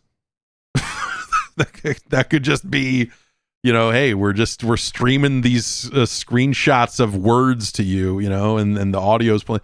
You can do that on Satellaview. Jackbox for Satellaview is going to clean up, man. You're gonna plug it into the bottom of your Super Nintendo, and then you're gonna play trivia quizzes. It's gonna blow your goddamn mind. But like that's, you know, like that. I look at that and go like, that's maybe there's a bigger audience for all of this stuff if someone hits upon it and markets it the same way or the right way, and it. You know, if Apple decided to really get behind it the way they got behind Apple TV Plus and said, hey, our Apple Arcade stuff is fun or whatever, but like, honestly, who gives a shit? We've got a better idea, and it's this more subscription-based. What I'm saying is 1v100. Let's talk about it. Hey, the guy, Scott Rogowski is back and about to start hosting a live trivia game on phones. I don't think that thing is launched yet, but there's an app that you can download and get in line to wait for.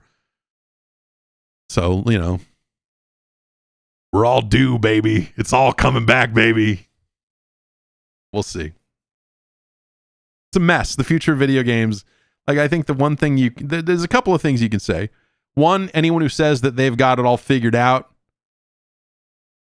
is fucking crazy. Anyone who says like, oh, this is going to happen, then this, then this. Anyone that is overly sure about how, even just like what Microsoft is going to do next or whatever. I think anyone who says like, here's how it's going to go, whether it's with the EA buyout or the Microsoft stuff or the, you know, cloud gaming and whatever else.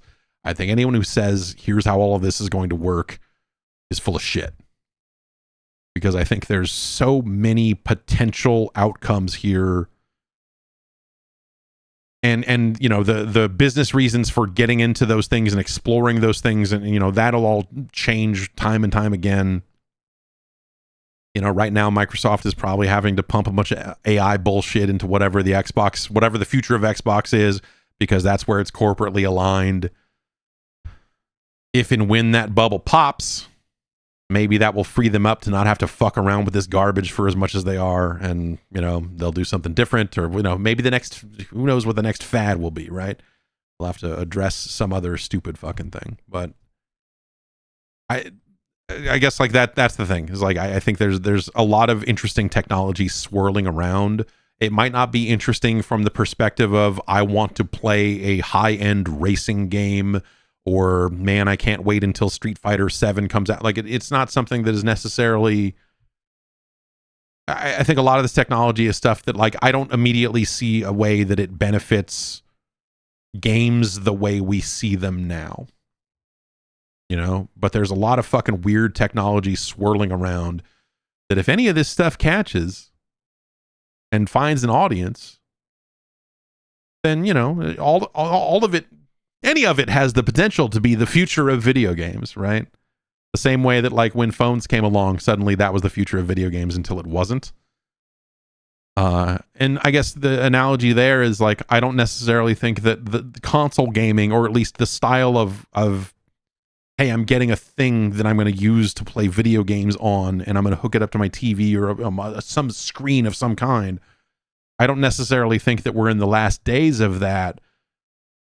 But I think that as we see the Xbox business change and all this other stuff, and you know, just the, you know, human, you know, like the people's needs and desires for different types of devices, like I do think that like that the nature of that and potentially your relationship to that box under your TV will change in some way. It's very vague, I know. But at the end of the day, I do think that like there are probably enough people to make that stuff like make sense for a good long time. So this is not a situation where it's like, oh, console games are over. Because even if PC becomes the thing that you put under your television, people will still make console-style video games. Like a lot of the games we play on PC today are now console-style video games. Unless you're playing a fucking 4X game or, you know, weird porno. No, I don't know. So, you know, I think that there is a huge appetite for that sort of stuff. You know, we see, you know, Fortnite is a video game-ass video game. At the end of the day, it is a fucking game where you run up to people and you pull a trigger and shoot them in the fucking face. It doesn't get more video game than that. So, like, when we look at the popular video games that are in that form, whether it's, you know, the mining and the crafting of a Minecraft, games have come a long way since the left trigger, right trigger of Alien Resurrection. And so I think that, you know, there continues to be an audience for this sort of stuff. And so I don't think it's a either or. I don't think it's a, oh, these cloud services rise up and immediately all these other games are just gone. It's more like, oh, here's another potentially more lucrative revenue stream for game developers over here in this creepy mainstream cloud thing. The same way that a lot of people felt phone games was going to be. But who knows, man? Maybe you get 10 years into the cloud thing and it seems like the biggest thing in the world, and then one day the fad is over and people are like, oh, all these games are free to play and they're garbage and I'm watching too many ads and all this other stuff sucks and I'm done with it. Then what? People come crawling back to making fucking consoles. You're like, well, I guess we need to put this driving game on whatever this PlayStation is now. The new TurboGrafx is coming out. Yeah, NEC got back in the business after Microsoft fucked it all up. There was room for a third device, and turns out Super Graphics 6 is fucking sick, man. You can play fucking Ghouls and Ghosts on it still. It's backwards compatible to Hue cards. It's fucking nuts, man. That's the future that's the future I want to actively work to build. What can we do to get, you know, Keith Courage in Alpha Zone 2?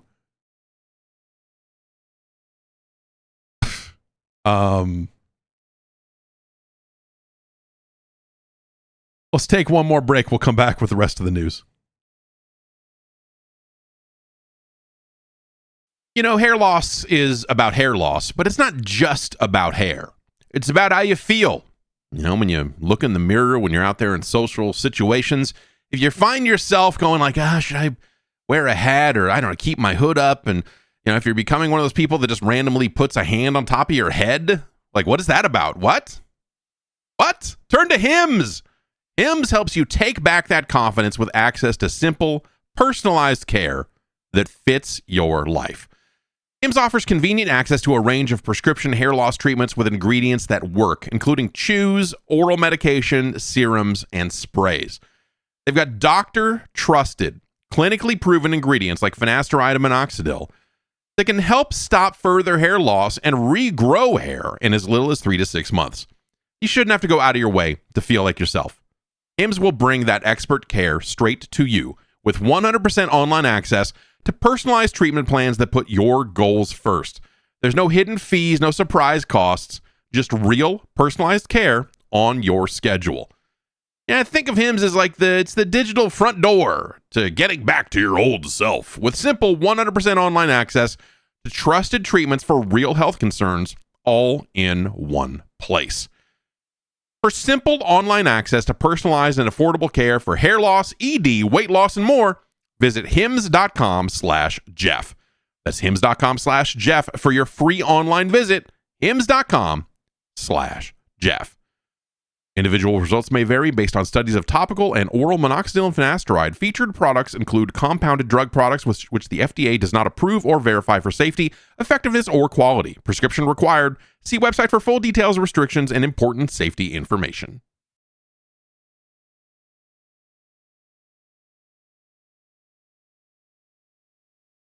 Speaking of shit shows, Marathon is getting ready for another closed technical test. This comes months after the game getting delayed and them finding plagiarized art in the game and having to go and audit every single piece of art in that thing, I guess. They've got another closed test coming up October 22nd, according to your friends at videogameschronicle.com.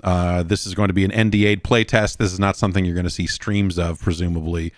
But it will have some new maps, some new characters, prox chat, a solo queue, more storytelling, and retuned combat pacing, according to this. This is not something that they are, this is not them committing to a release date or anything like that. They just say that they will have something in the coming months to talk about, what's next for Marathon. And so this is something that is actually, it sounds like this is going to be one of those closed NDA tests, but it is coming up. They're taking signups. I guess you can go to marathonthegame.com if you want to get an NDA, if you want to at least sign up for the potential to get an NDA'd look at Bungie's extraction shooter? Who knows? Maybe they've retooled it to be something completely different by now. Probably not. But they are taking signups.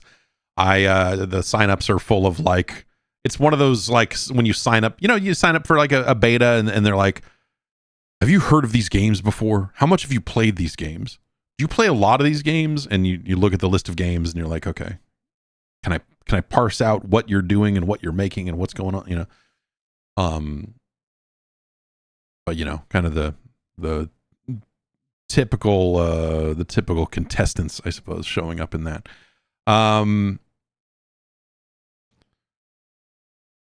Speaking of PlayStation things getting canceled, the PlayStation The Concert, which was a concert that they were taking on tour.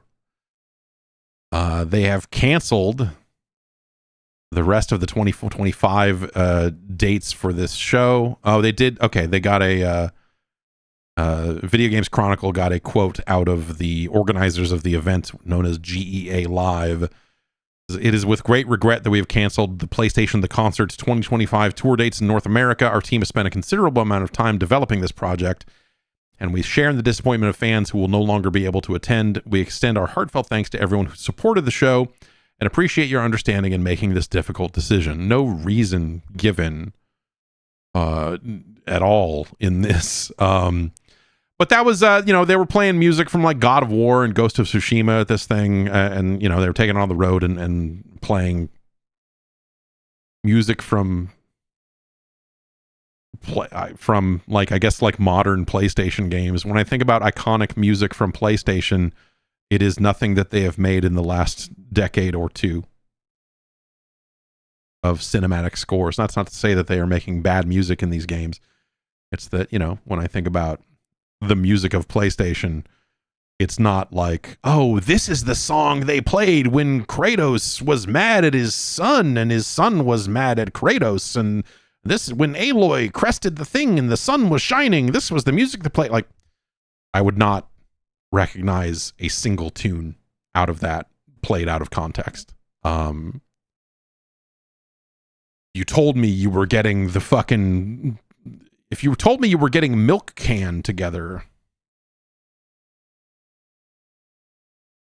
then I would be like, okay. If you told me you were like, well, we're just getting a DJ to play the soundtrack to Wipeout XL in a dark room, I'd be like, okay, all right, I'm listening. And then also we're going to play some music from Metal Gear, I guess, because that's, not first party, but it's, it's PlayStation in its own way. I'd be like, okay, yeah, sure. Memorable tunes. VGC notes that a lot of the European dates were canceled in Poland, Sweden, Norway, and Italy, and some others got pushed back until the next summer. But yeah, Ticketmaster kind of just quietly canceled and sent out cancellation notices to people that had bought tickets for like New York, DC, Huntsville, Chicago, Boston, Philly, Grand Rapids. And I guess the Red Bank, New Jersey show is still on sale. I guess. Well, wait. No, but when they wrote the article, the Red Bank, New Jersey date was still on sale. But maybe that has been canceled. VGC does note that when they looked at the seating chart for the Red Bank show, there were a lot of tickets still available. Unsurprisingly, but they do have sale dates for 2026, so they are still going to try to do this next year for San Francisco, LA, Toronto, and so on. So it doesn't seem like that the show itself is dead.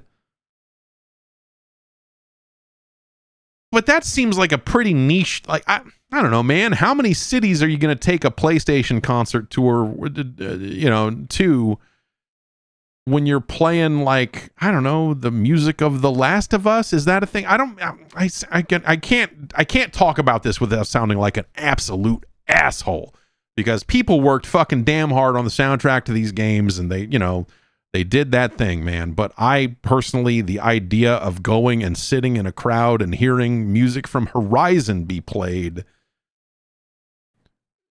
like, fucking, who's doing that? Who the fuck is doing that, man? Who's like, yeah, man, no, they're going to play some Last of Us, some Ghost of Tsushima, some God of War. I'm going to go see it. Like, what?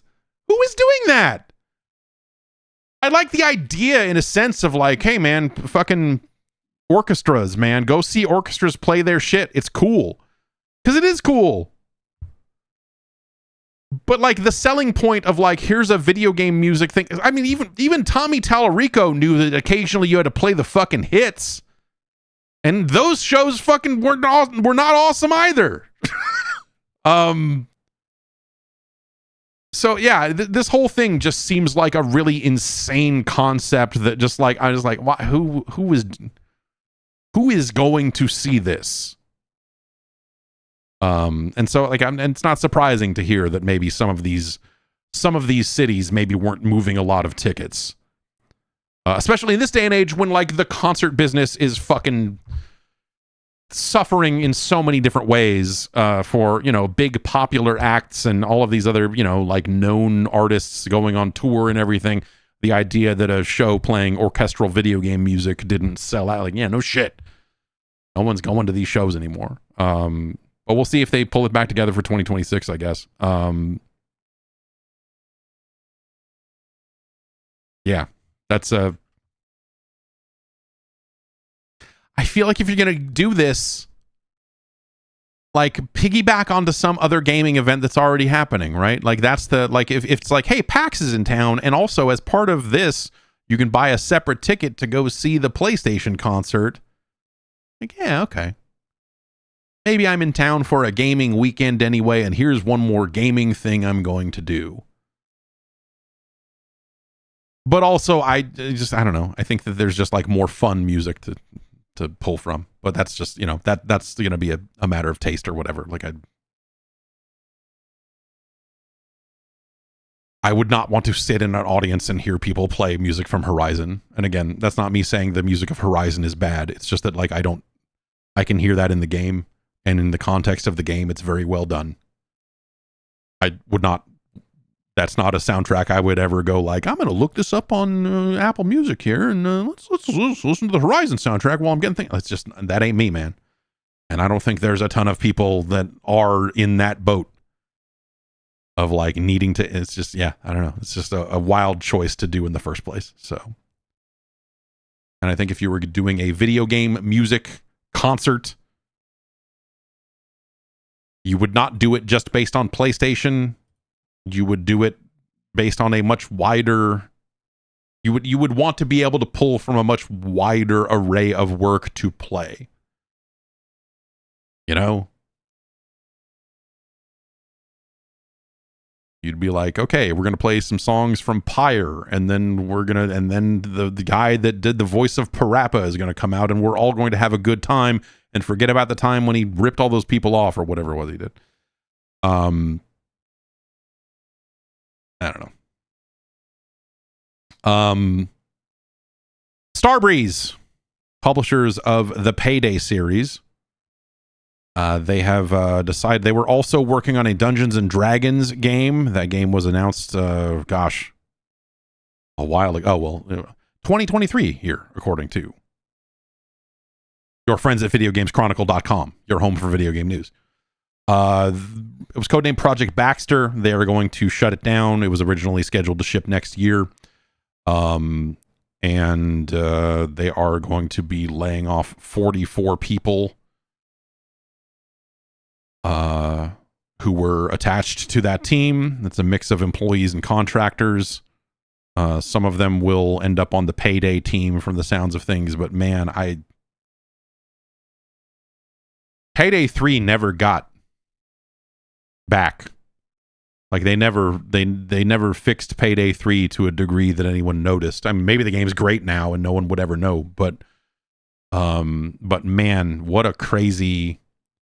If you remember, they launched Payday 3 and people did not like it for a variety of reasons. Some of them technical, some of them just the way that game was designed.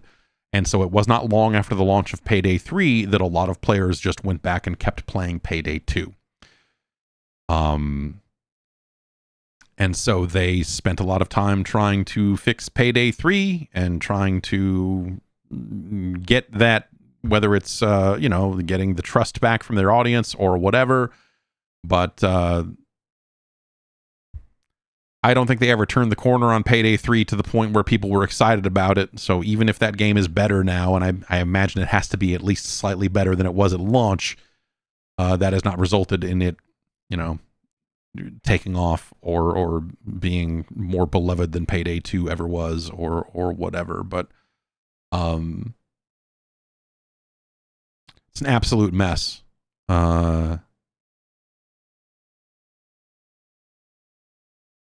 An absolute mess. And maybe this is completely unrelated to the... Well, okay, no. Following a strategic review, the board of directors and management have concluded that resources are best deployed to accelerate the growth of Starbreeze's flagship Payday franchise, is what they said about the cancellation of Project Baxter. So they are going all in on Payday. Payday 4. You know what? In some sick way, they almost need to do a Winamp thing here.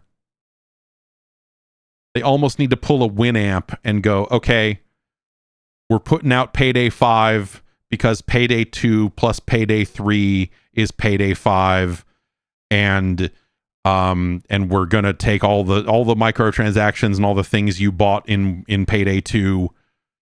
We're going to roll that together with all of the things that we put in Winamp 3, which, if you don't remember, when they put out Winamp 3, everyone fucking hated it. And so they eventually tried to put out, that was their justification. They're like, it's Winamp 5. It's 2 plus 3 is 5. And it's all the stuff you loved from 2 coming back to 3, the 3 code base, and thus, and no one cared because Winamp was already done.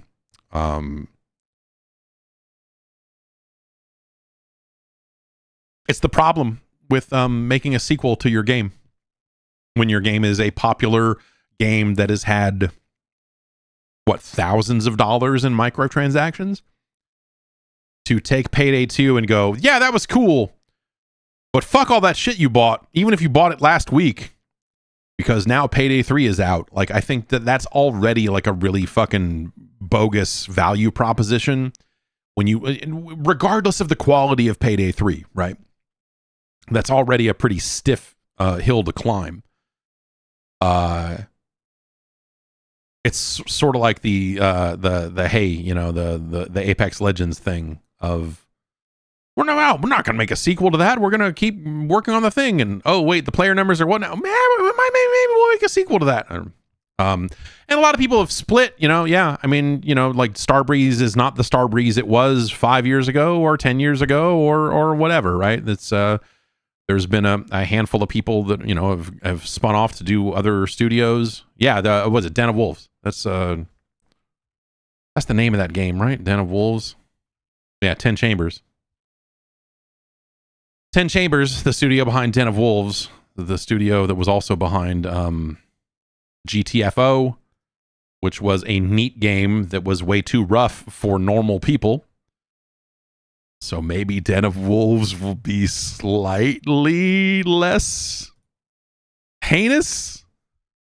Heinous is not the word. GTFO is a really neat game that I don't want to play ever again.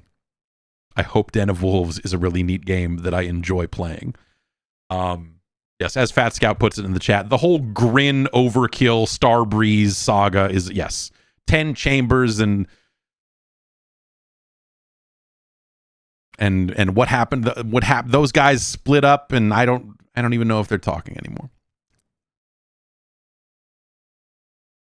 If we live in a world where Bo and Ulf can't sit down with each other, what hope do the rest of us have? Anyway.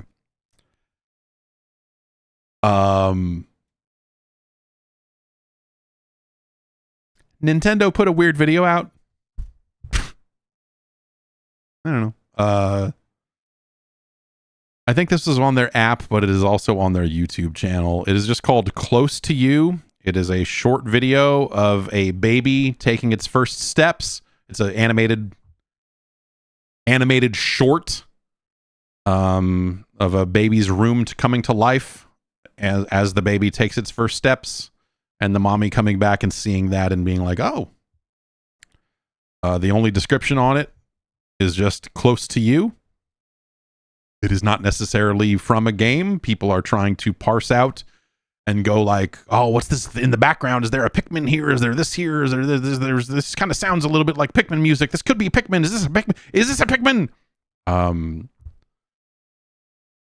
Or people are saying, this is Rosalina. This baby is Rosalina. It's a young Rosalina. Because remember, her mother is gone. This, that, and people are so people are breaking out their lore Bibles for all the different Nintendo franchises and trying to layer this video onto it. And perhaps it is from one of those, or perhaps it is just a thing.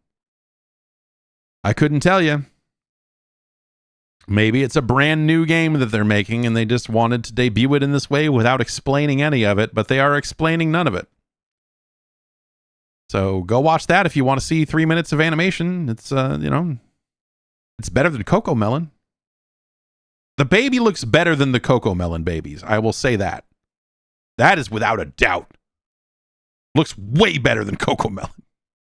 It's a nice little video. It's fun. But don't let yourself get wrapped up in this.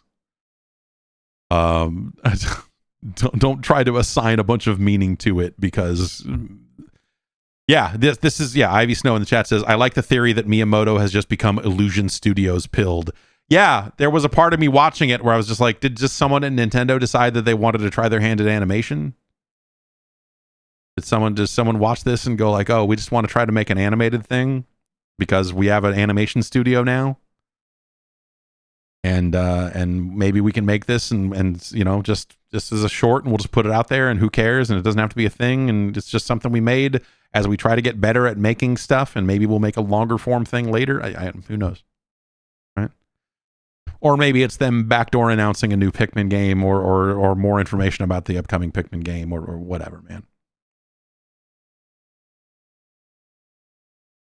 I don't have the patience for I don't have the patience for teases like this anymore.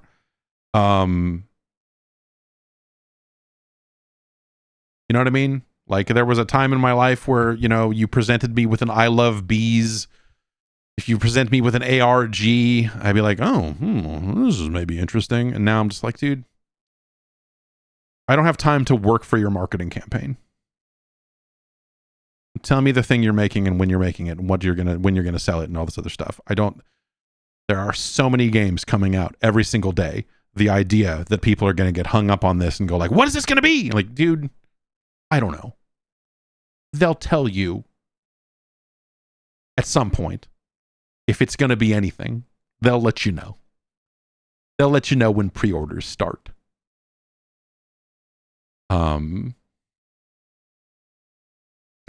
You don't need to work for their marketing team.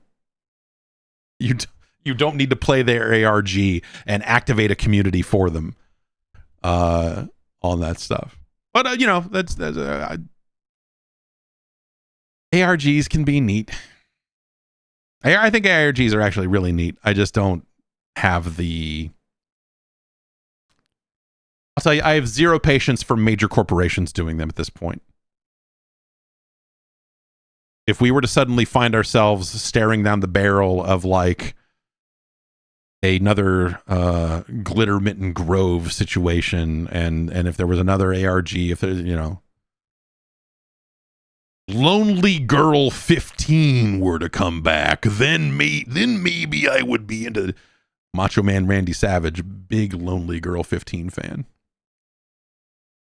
I was trying to figure out where the girl was actually from, and the fuck am I talking about? I don't know. Anyway, that's it for the news. It's yeah, I don't know, man. We're here in October, and some of these bigger games are coming out, and I'm kind of in the middle of playing a lot of different stuff and starting to catch up a little bit on some of the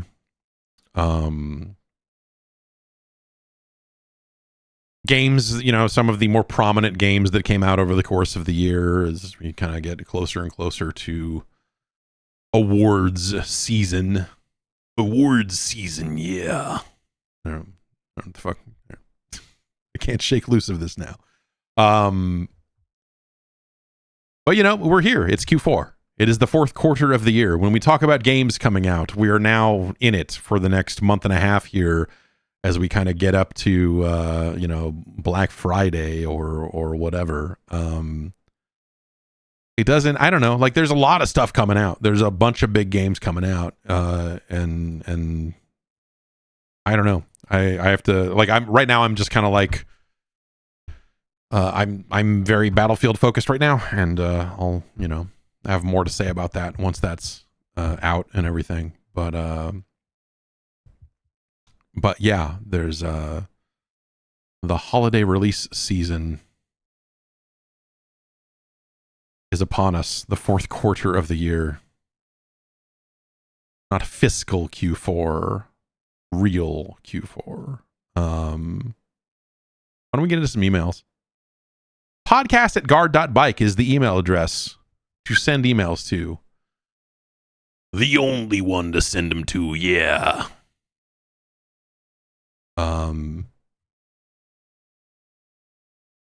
And you send them there, and I will take a look at them. Let's see here. Jedi Mass 4 asks, what is a console generation anymore? Yeah, sure. At TGS, Sony declared that financially the PS5 generation has been PlayStation's most successful generation. Looking at their finance reports, a factor to why the revenue has been so high is a decent portion of the PlayStation business is still being generated by people playing on the PS4. This is something that hasn't really occurred to this extent in previous generations, and I suspect when the PS6 launches, the PS5 will continue to generate a lot of business well into the PS6's lifespan. When the PS4 is still getting notable releases in 2025 and significant support more than 5 years into the PlayStation 5, do the bright lines of console generations even mean much anymore if games are coming out across multiple generations for years to come? Yeah, it's yeah. I mean, that's this has been a generation unlike any other as far as that stuff goes, because of that, because of how many games are still coming out on older devices. Normally it would be like, you'd see in the first year, it'd be like, oh, I don't know, this Tony Hawk came out across multiple generations, and there's, or like Gun comes out on the original Xbox and the Xbox 360, and and everything with that. FIFA was always the game that would come out forever. you would like wake up one day and see like, wait, FIFA, what? They're still putting FIFA out? And you'd realize like, oh, it's the exact same game. They're just putting new rosters in it and putting it out again. And it was the FIFA, it's the Legacy Edition. Eventually they started referring to it as like Legacy Edition or whatever on top of that to let you know this ain't a new FIFA. And then Just Dance started having a longer than expected lifespan across, and, you know, and now here we are. I don't know, man. Anthrax Bees said it best. People will definitely still be on PlayStation 4 when the PlayStation 6 comes out. You're right. Yep. Yeah. I mean, for how long? Like, not, you know, who knows? But the new games coming out on across 3 generations, that's unlikely to happen for a long period of time. But yeah, there will probably be. I mean, there will still be plenty of people playing on PS4. Will there be new games to buy on PS4 when the PS6 comes out? That's like the number of releases on PS4 is slowing down, especially if we're talking about like larger full price releases. Like that is certainly a much slower trickle. But yeah, it is, you know, the factors are many. I think we've talked about a lot of those factors here today, just talking about some of that other stuff. But, you know, the PlayStation 5 is expensive. It was hard to find for a long time. And I think by the time it was in stores everywhere, I think some of the interest had cooled ever so slightly. And so players were just like, fuck it, I'm going to keep playing PS4 games.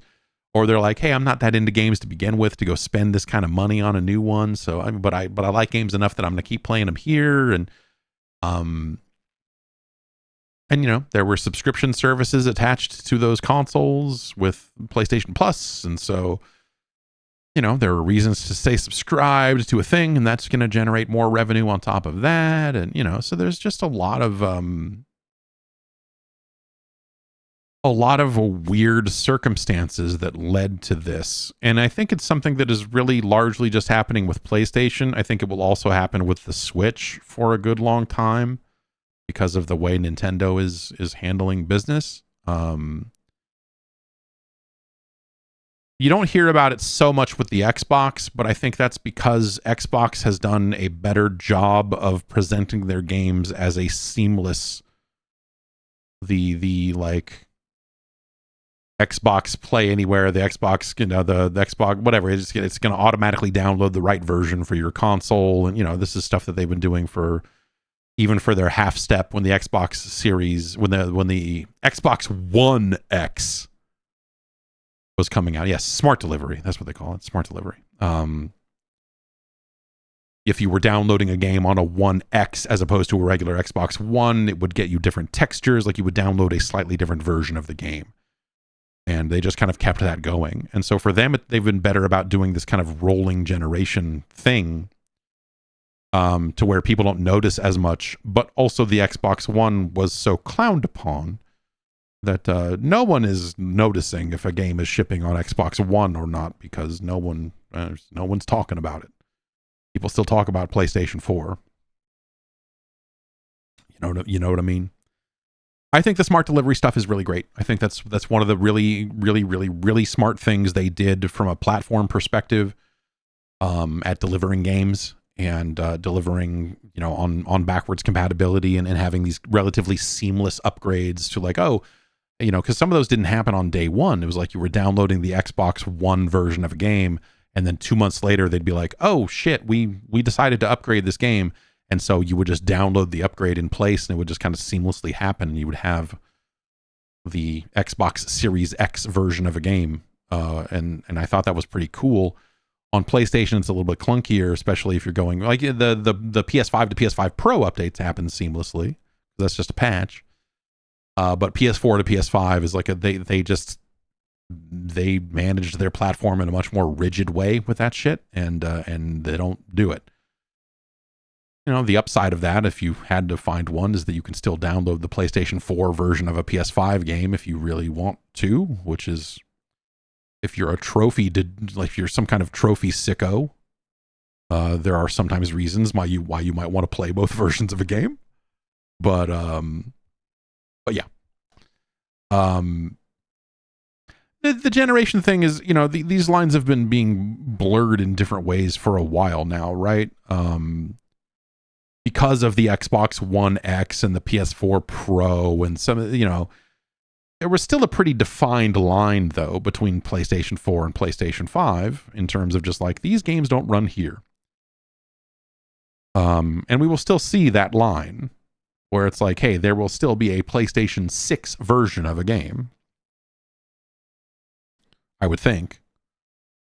It's entirely possible, though, that they lean into this in a way that is maybe similar to how Xbox has done it. But, okay, if we imagine the PlayStation 6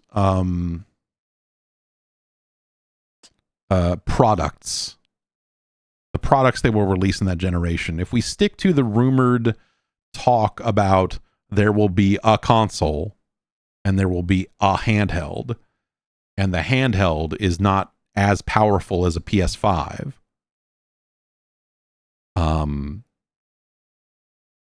that's a weird range of power to be dealing with.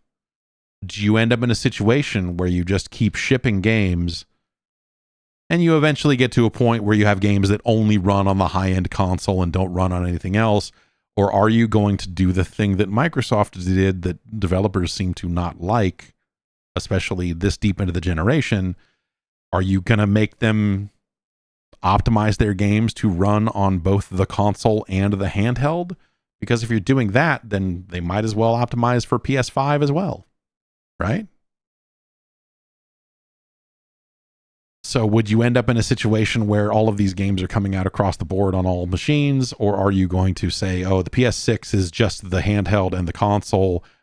Are you going to mandate that the games need to run on both? Or are you going to allow for scenarios where, like, hey, this game only runs on the PlayStation 6. It does not run on the handheld. It's a weird series of problems to have to navigate. If that is indeed the strategy to launch a handheld that is, in the same range as a PS5, but maybe not quite as powerful, it would be weird to just eliminate the PS5 from existence in that case. You might as well just keep selling them. But how expensive is the PlayStation 6 going to be if you're going to keep selling PS5s in a world where the price on them only keeps going up?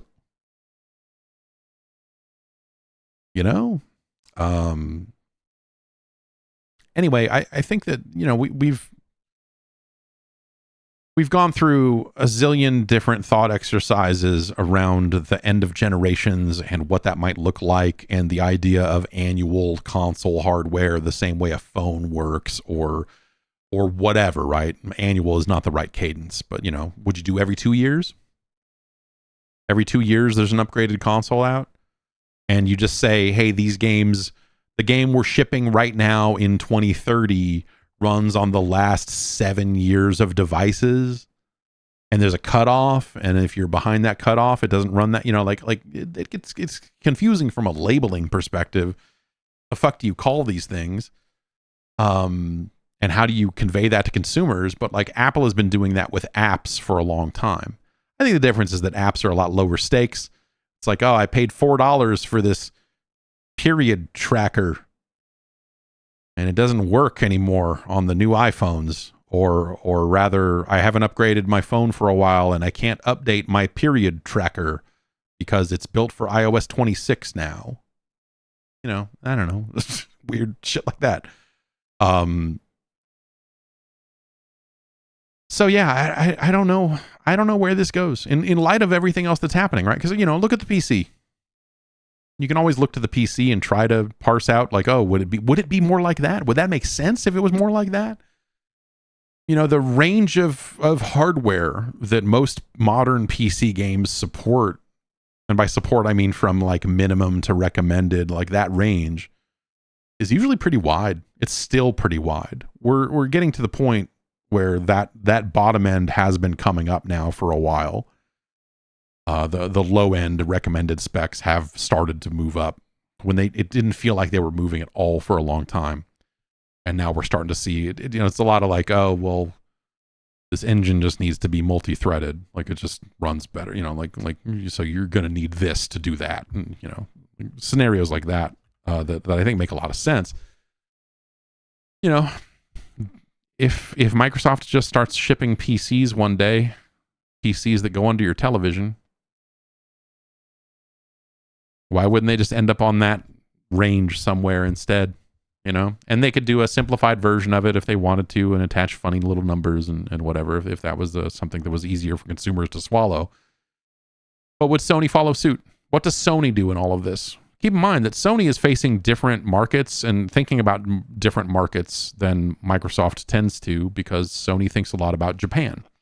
And they think about what the Japanese market wants and what the Japanese market would respond to.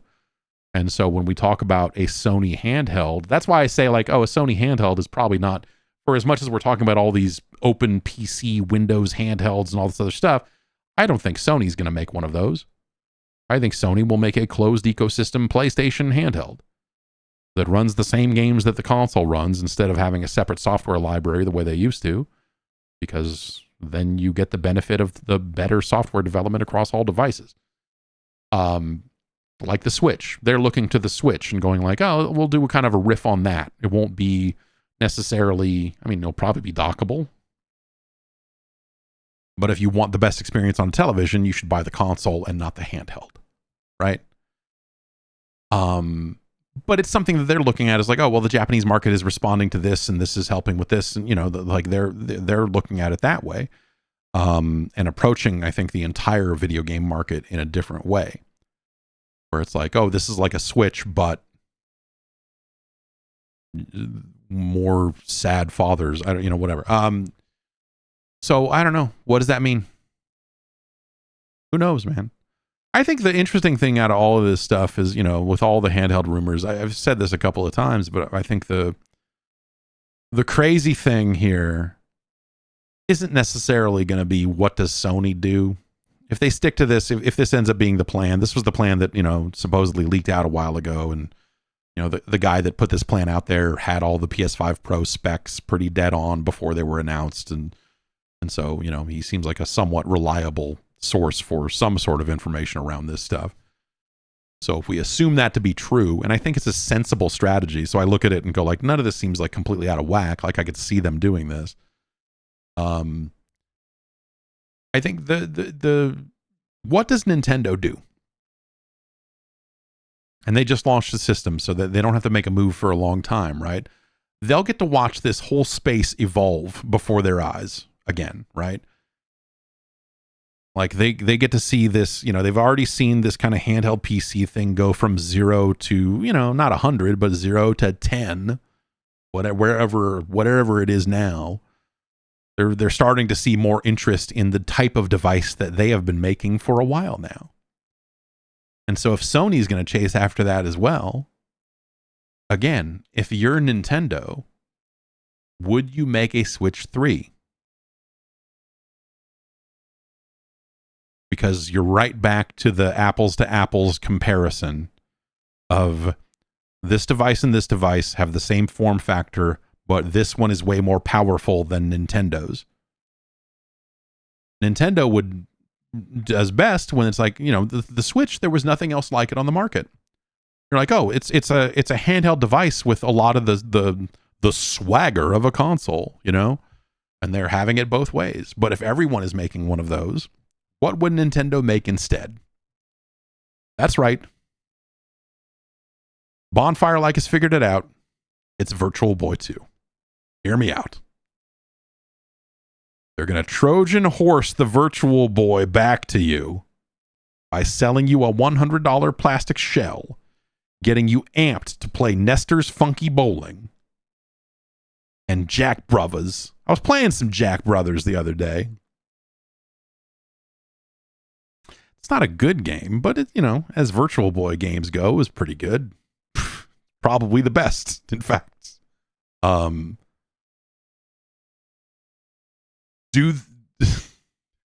then they hit you with Virtual Boy 2. They're like, well, we heard you like VR, but you think it sucks, so we made it good. Third parties will be seeing red, but they'll be in the black this holiday season with sales of games on Virtual Boy 2. No. No, I don't know, but like if you're Nintendo, you probably need to like zig. It's time, everyone else is zagging towards you, so you probably need to move zig and fucking go bananas all over again and figure out, another insane thing. It's easy to, forget that when the Wii was announced, when they first showed the controller for the Wii, Nintendo seemed like fucking maniacs that had completely lost it. You're like, oh, these people are done. What the fuck are they doing? Like, what is this horse shit?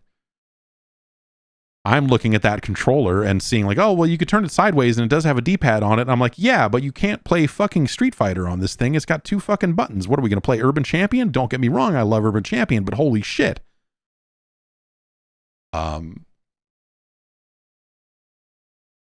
Turns out they had some different ideas to make different types of video games. And they made a device that does not play Street Fighter very well without bolting another controller onto it. But they somehow did fine anyway. They somehow sold a few of those, a few Wiis, even though they did not have a good fighting game controller out of the box. So I would look to Nintendo to do something fucking real bonkers, unless market forces suppress that and they end up having to go a safe route because the video game market has gotten even weirder. But I feel like if you're Nintendo, you probably got to get out there on a limb all over again because everyone else has watched them do their thing and been like, dude, yeah, we should, huh? And technology is caught up in a way that lets those games run relatively well in a handheld form factor and all of that other stuff. So, so I think that's the kind of the interesting thing is what weird thing do they come up with 8 or 9 years down the line? Probably not 8 or 9, but like some number of years down the line. Garrett from Brooklyn has found the most mysterious consumer on the planet. And I told you, these people must exist. If there's one of them, there's got to be at least 100. Garrett writes and says, saw a guy at a coffee shop with a PlayStation Portal. Asked him how lag was since he was away from home. He told me he doesn't own a PlayStation 5. He just cloud streams. That's it. Did you know these people exist? That's it. I'm just in disbelief. It's a real sicko right there. It's a real sick fuck right there. You couldn't do that at launch, right? That was something that they patched in to the Portal after the fact, right? Because I thought you could only do the remote play stuff. So, but now they let you access the cloud from a PlayStation Portal. I'm telling you. It goes back to the guy I had when I had a hand the first time that the walls in this room needed to be replaced because they got too wet. The guy had to do the work. He told me all about how he played video games for years and years and he had a laptop and the laptop was getting older and older and he was trying to play like, I don't know, he wanted to play Red Dead and he couldn't. And I said, well, there's all these cloud services, you could, if you want to play newer games, there's GeForce Now, there's this, there's that, and he started down that road. He tried out, I think he became a GeForce Now subscriber after that and was like, this is great. Because my laptop sucks now. It can't play anything. But now I'm playing this new game and this new game, and it was a way for him to play stuff that he, was getting priced out of or just like technologied out of, right?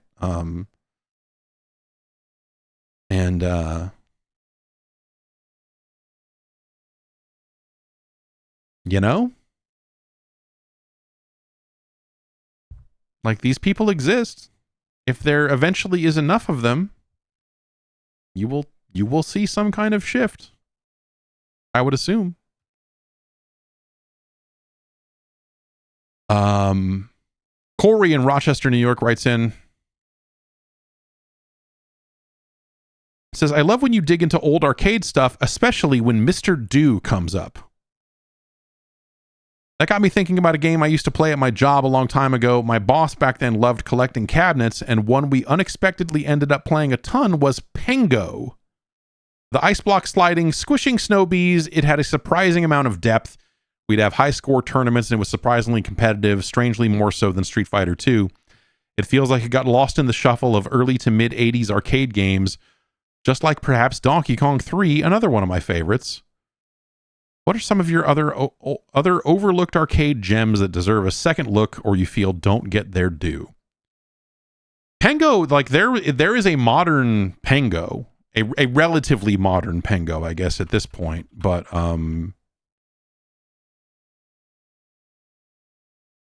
there is you can get Pengo on the Switch. You can get Arcade Love plus Pengo for the Switch. I think that originally there was an Xbox 360 release, and it's a widescreen multiplayer Pengo game. So it's competitive Pengo, which is fucking bonkers. And I only played it once, and it was not great, but I didn't have enough people who knew what Pengo was to truly enjoy it. So I would be fascinated to know. And you'd have to import it. I don't think any of this stuff came out in the US. But I would be very curious to know if your fiercely competitive high score Pengo scene would ever get into the 8-player Pengo game. Pengo is a game that Sega published. I think Corland developed it because Corland was developing a lot of Sega stuff at the time. Pengo is a game about sliding blocks around a screen, and there are enemies that you can crush with the blocks, but also there are diamond blocks, and you want to try to get the 3 diamond blocks together. And if you do that, I think it makes all the enemies fall over, but you still have to just kill all the enemies to move on to the next level. But Pengo is a great game. Pengo's a great game. Pengo is a classic. Donkey Kong 3 is another good favorite. I was watching, I told my son that there was a Donkey Kong cartoon, and I found myself looking on the internet for an episode of the Saturday Supercade Donkey Kong cartoon, which I believe is what this was, because I think was there a standalone? Anyway, we stumbled across an episode of the show where Donkey Kong goes to a greenhouse, and there's a crazy Venus flytrap giant eating plant there that a guy is trying to steal because the plant eats metal, and he wants to use it to rob banks or something, and he steals it. And then you realize that, like, I didn't realize at the time, but like as I'm watching it, like, oh shit, there's the sign out in front of the greenhouse. This is Stanley's greenhouse. It is Stanley, and Stanley and Mario are working together to try to get this plant back. And Donkey Kong has been hoodwinked into helping this criminal because Donkey Kong is just a simple ape. And so they're chasing after Donkey Kong and this criminal and this plant, try to get the plant back. And it is Stanley the Bugman and Mario working in tandem. And I was like, man, that is a non-canonical moment, if I've ever seen one. Holy smokes. So go give that a look. Go give that a look. Go find the episode of it's called the episode is called Greenhouse something.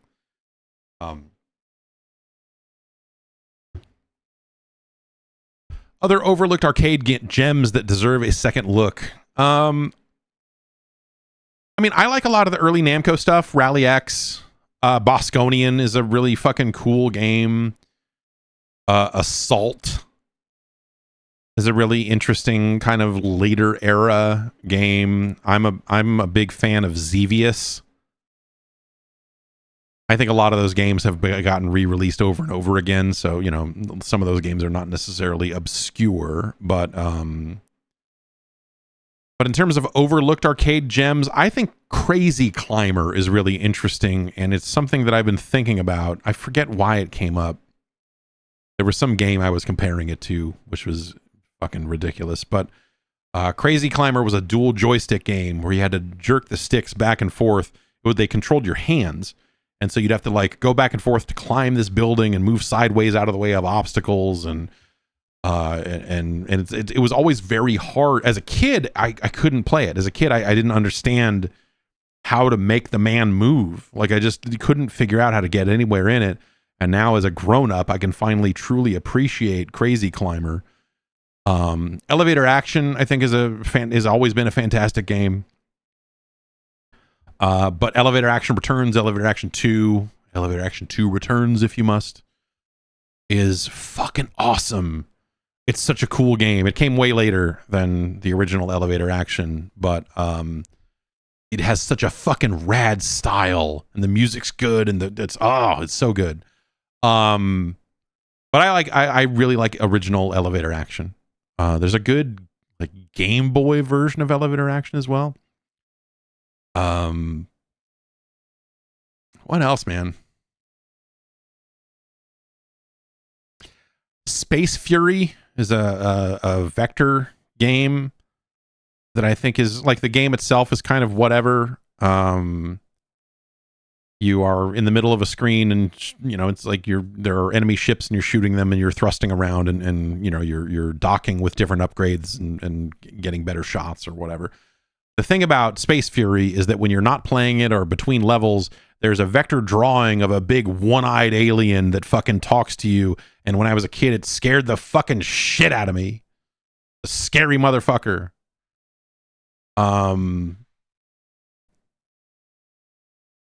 TaxScan is another kind of interesting idea for a vector graphics game, where you have like 10 ships at the bottom of the screen, and they get shot and blown up, but you can replace them. And so it's like the action never really stops. You just eventually run out of ships. There's a button you hit to replenish your ships at the bottom of the screen. And so you have some in reserve, and you just go pop, pop, pop, pop, pop, and fill the empty holes up as your ships get blown up. It's a weird idea. I like Reactor a lot. I think the 2600 version of Reactor is probably my favorite, but the arcade version was a big trackball game. And that's a weird, like, you're inside a nuclear reactor. It's one of those, it's a very abstract thing. You're a little block inside of a nuclear reactor, and there are these other atoms bumping around inside the reactor, and you got to bump them into the walls to kill them, but they're trying to do the same to you. And all the while the reactor is growing in the middle, and so you're constantly getting spaced out. You run out of room to move. It's just a fucking weird, like, when you think back on it now, it's just a weird fucking concept for a video game. But that's definitely one of them. I mean, if we're looking for kind of like, that early to mid 80s era of arcade games, was it a Snake Pit or something? It's not an official Indiana Jones game, but like Sente put it out, and I want to say that's another trackball game. But you also have a whip, and you're running around whipping snakes. That's a neat game for what it is. Tutankhamun, or Tutankhamun, depending on which platform you're playing it on, is a Konami game where you can only shoot sideways, and that's fucking insane. Or maybe you can only shoot sideways on the 2600 version. No, I think you had to like fire left, fire right buttons even in arcades. Anyway. I don't know. There's a bunch of stuff. It's one of the cool things about, MAME and the state of arcade emulation is that there are so many strange arcade games that, if you haven't seen them all already, because you maybe have already done this, but, if you got a full MAME install and just messed around with it for a while and just played all those games from that era, it's a really there's a lot of fascinating ideas that you see, and you see some of them and you go like, oh, these are ideas that went somewhere, and like this genre came out of this. And then you see some ideas that are just fucking dead ends, and you just go like, okay, yeah, no, they were trying to make games like this for a little bit, and then it didn't catch on, and then you never saw it again, and that was that. And so it's fascinating to kind of look at some of the obscure stuff that came out through most of the 80s. I think you get to 88, 89, stuff starts to solidify in a way that is not always, like as consoles kind of became a bigger deal and everything, like everything kind of heads in a direction eventually. But like in the heady early days of arcades, and in that mid-period struggle where everything became multiplayer, Gauntlet was a big deal, and like that kind of 85, 86, 87 stuff before we get to the, you know, the just the like, here's the Simpsons game and here's all these fucking beat 'em ups and, you know, designed to suck all your quarters and all that stuff. Like there's a, and before you get into the 90s and the fighting game boom, obviously there is like a really weird period there where there was just like a lot of stuff happening all the time. I mean, even just playing sequels to Pac-Man, we were talking about that when we were playing Pac-Mania on the NES and ranking that, just like Super Pac-Man and Pac-and-Pal and Professor Pac-Man, if you must, and Pac-Man Plus, and all of these other weird Pac-Man games that came out over the years that Namco made most of them. And just seeing them try to figure out, like, what the fuck can we do with fucking Pac-Man, dude? It's a really interesting set of games to just like stare at and go like, man, what the fuck?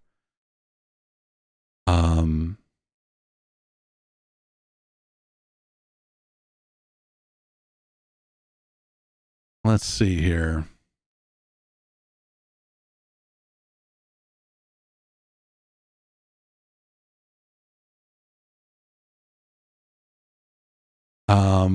See if we have any more questions here. Kyle in Austin asks, why did Street Fighter 3 not really land with Street Fighter fans? I played various versions of Street Fighter 2 up until Soul Calibur 2 and Tekken 2 took off, missing both Alpha and Street Fighter 3. So maybe that answers my question. I think it's, you know, like Street Fighter 3 has a much better place in history now than it did then.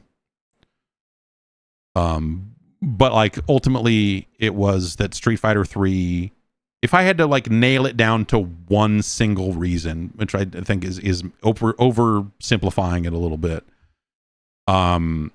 Street Fighter 3's roster is too weird and did not have enough of the characters that people liked from Street Fighter 2. When you're just like, here's we got this, yo man, you want to play as Ryu? Yeah, we got him. You want to play as the other guy? Yeah, sure. Okay, now here's a man what lives in a bag. He's a weird, creepy, fucking moldy garbage creature that hangs in a weird sack. And like, what the fuck is Oro? What the fuck is an Oro? I still don't know what the fuck Oro is. I just like, what the trench coat robot and like all this other shit, man. So I think just like, you eventually get to Street Fighter, you eventually get to Third Strike. And by the time you get to Third Strike, they had added more characters to the game. You know, they put Chun-Li in it and some of this other stuff. And they had changed that game a bit to, I think, in ways that I think it eventually found its crowd, right? But the Street Fighter 3 cast is not nearly as iconic as the Street Fighter 2 cast. It's a hassle. It's a weird problem because, you know, like by the time we got to Super Turbo, there had been so many Street Fighter 2 games. And then you get into the alpha games. You get into like, okay, now we're going to make some prequel games that also have a lot of the characters you care about in them, or versions, you know, okay, we're not going to put Guile in here, but we put Charlie in. And you know, I think Alpha did a better job of following up Street Fighter 2 than Street Fighter 3 ever did. And then you get to Alpha 3 and there's like 8 trillion characters in it and you're just like, well, now kind of everyone is in this now, so whatever. But like the Alpha games, 1, 2, and 3, every single one of them, fucking awesome. You know, Alpha 1, you don't really go back to these days because Alpha 2 and 3 are so strong. But at the time, Alpha was fucking great. You could like air block and you're like, what the fuck is going on here? This is so crazy. And just being able to, yeah, I mean, that, like, to me, that was the real follow-up to Street Fighter 2. Street Fighter 3 was weird, you know? Had its crazy parry system and, you know, like the vibe of it was all different and just the look of it. And it looked great. You're like, there's so many frames in this fireball. I can't believe it. But like, it just didn't feel right. Third Strike feels right in its own way. But as someone who is not like, high level competitive player or whatever, I still prefer Alpha to Street Fighter 3. It's fucking 9 times out of 10, man. Like those games are so good. And I always wanted them to make Alpha 4. I always wanted, but like the reality is that they ended up trickling a lot of those characters into, other parts of the Street Fighter universe and where it made sense. And so, you got your stuff. But like Street Fighter EX was also really fun too. EX and EX2 were like if you wanted weird Street Fighter, I think like, yeah, Arika's take on Street Fighter was fucking bonkers. And Street Fighter 3 just felt like a totally different thing. And I remember we went to go play. We heard that an arcade had it, and we went to go play it. This was like early days of GameSpot. Me and Ryan McDonald went to an arcade to play a bunch of Street Fighter 3. And we played a couple hours of it, and I think both of us were just like, man, I don't like this at all. Like, I don't like the way this feels. I don't want to do this. And just, that was that. And so, and I think that was, Street Fighter 3 was not the success that Street Fighter 2 was. And Alpha was the fun game that kind of picked that stuff up. And of course, remember, like, it's in that block of years where all that stuff was happening, Capcom was also getting into some of the Marvel games along the way. And so it wasn't long before you'd see Children of the Atom and Marvel versus Street Fighter and X-Men versus Street Fighter. And so like that whole thing was happening too. And just, that all that shit is fucking crazy. That stuff was maybe too crazy for me. I liked Children of the Atom a lot. I liked Marvel superheroes a lot. And then once they started becoming more and more like launcher air combo tag team fucking insanity, like I don't know. I lost interest in a lot of that stuff. Alpha 2 is the sweet spot, the absolute sweet spot. For me, the two peaks of the arcade era Street Fighter are Turbo, not Super Turbo, but Hyper Fighting, and Alpha 2. I think those are like the pinnacles, the high points of that stuff. I know people love Super Turbo and all of that. And, I played a lot of Super. I think by the time Super Turbo came out, I was a little just fucking done with whether it was the announcer or whatever, man. I think just there was certain stuff about the way Super rolled that I just kind of fell out of love with it, whether it was the new characters or not enough new characters or whatever it was.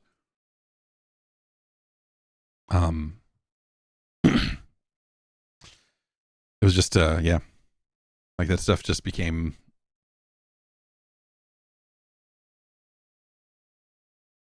I don't know, kind of too much. It probably didn't help that Super Turbo did not get a readily accessible home port unless you had the 3DO. And as someone who had access to a 3DO, we did play some there. But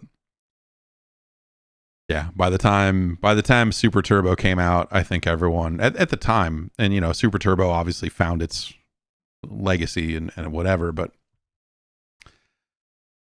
I think at the time everyone was just done with 2. It was like everyone had played so much Street Fighter 2, and no matter how much you tack onto that and add characters and change this and that, it was still 2. And it was like, I just need something else, man. And Alpha was the game that scratched that itch for me for sure. Alpha 3 I did not come to appreciate until I was playing it on a Dreamcast when like Double Impact or whatever it was came out. And that's Double Impact is like,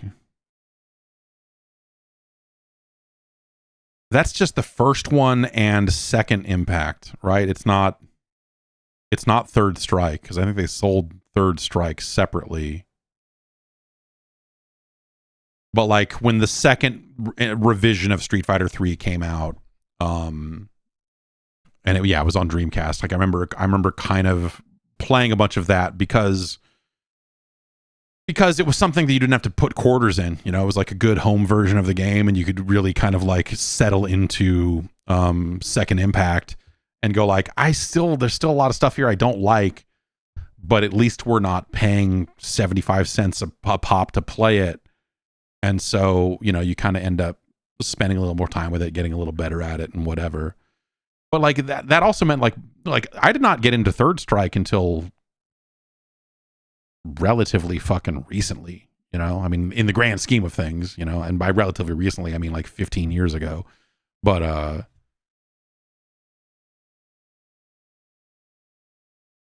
like you know, by the time Third Impact came out, or by the time Third Strike came out, rather,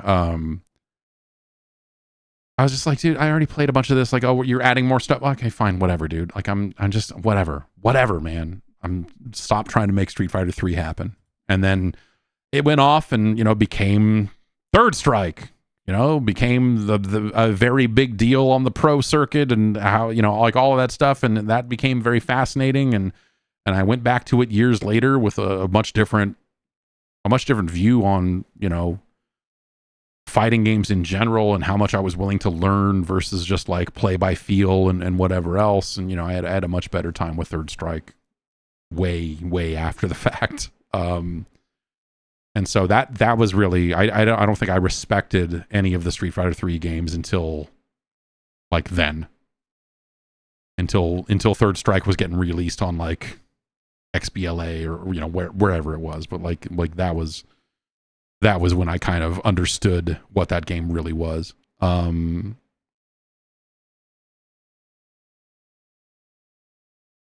I think that's going to do it for us here today. Thanks everybody who wrote in.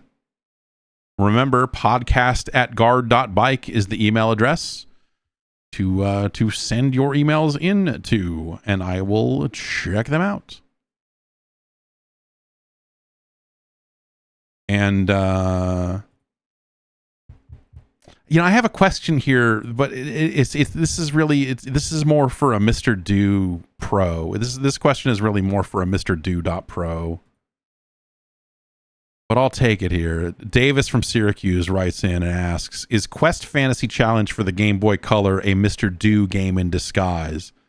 If so, does it make Mr. Do canonically part of the Quest universe? Have you played Quest Fantasy Challenge? And if so, what did you think of it as the internet's #1 expert on all things Mr. Do?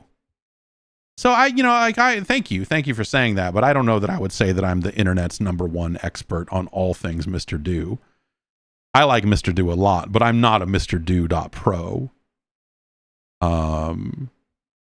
That's more of a Seb Mall question, if I ever heard one. The original, actual Mr. Do Pro. But I have played Quest Fantasy Challenge. It's cool, as the screen says when you beat some number of levels in it. Cool. But no, Quest Fantasy Challenge is a rip-off of Mr. Do. Yes, it's a very strange thing where the Quest 64 franchise spawned a couple of other games, and one of them is a fucking weird Mr. Do clone that I think actually really fails to understand what makes Mr. Do work and what makes Mr. Do tick, because it is a slower, kind of broken version of Mr. Do that sucks. That game sucks. Quest Fantasy Challenge sucks. I want to own a copy of it because I'm broken inside. But it's not a good game. I love that it exists, but it's fucking awful. I just want to Elshoe Nix for myself. That's all. I just want to see it on real hardware. But that game is suck. But we'll have to get the MrDo.pro's, we'll have to visit his website at MrDo.pro and see what his official professional take on Quest Fantasy Challenge is one of these days. Maybe I'll save this question. We can get him on here one of these days and see what he has to say about all of this. But until then, that's going to do it for this show. I will be back tomorrow. We'll hang out. We'll do something with video games. And then, on Friday, we'll rank some 8-bit Nintendo games. At some point, Battlefield comes out, and maybe I'll have something to say about that sometime in that release window. And then a lot of other games. There's a lot of stuff. A lot of video games are piling up right now. But yes, I will see you in the morning. Until then, have a good one.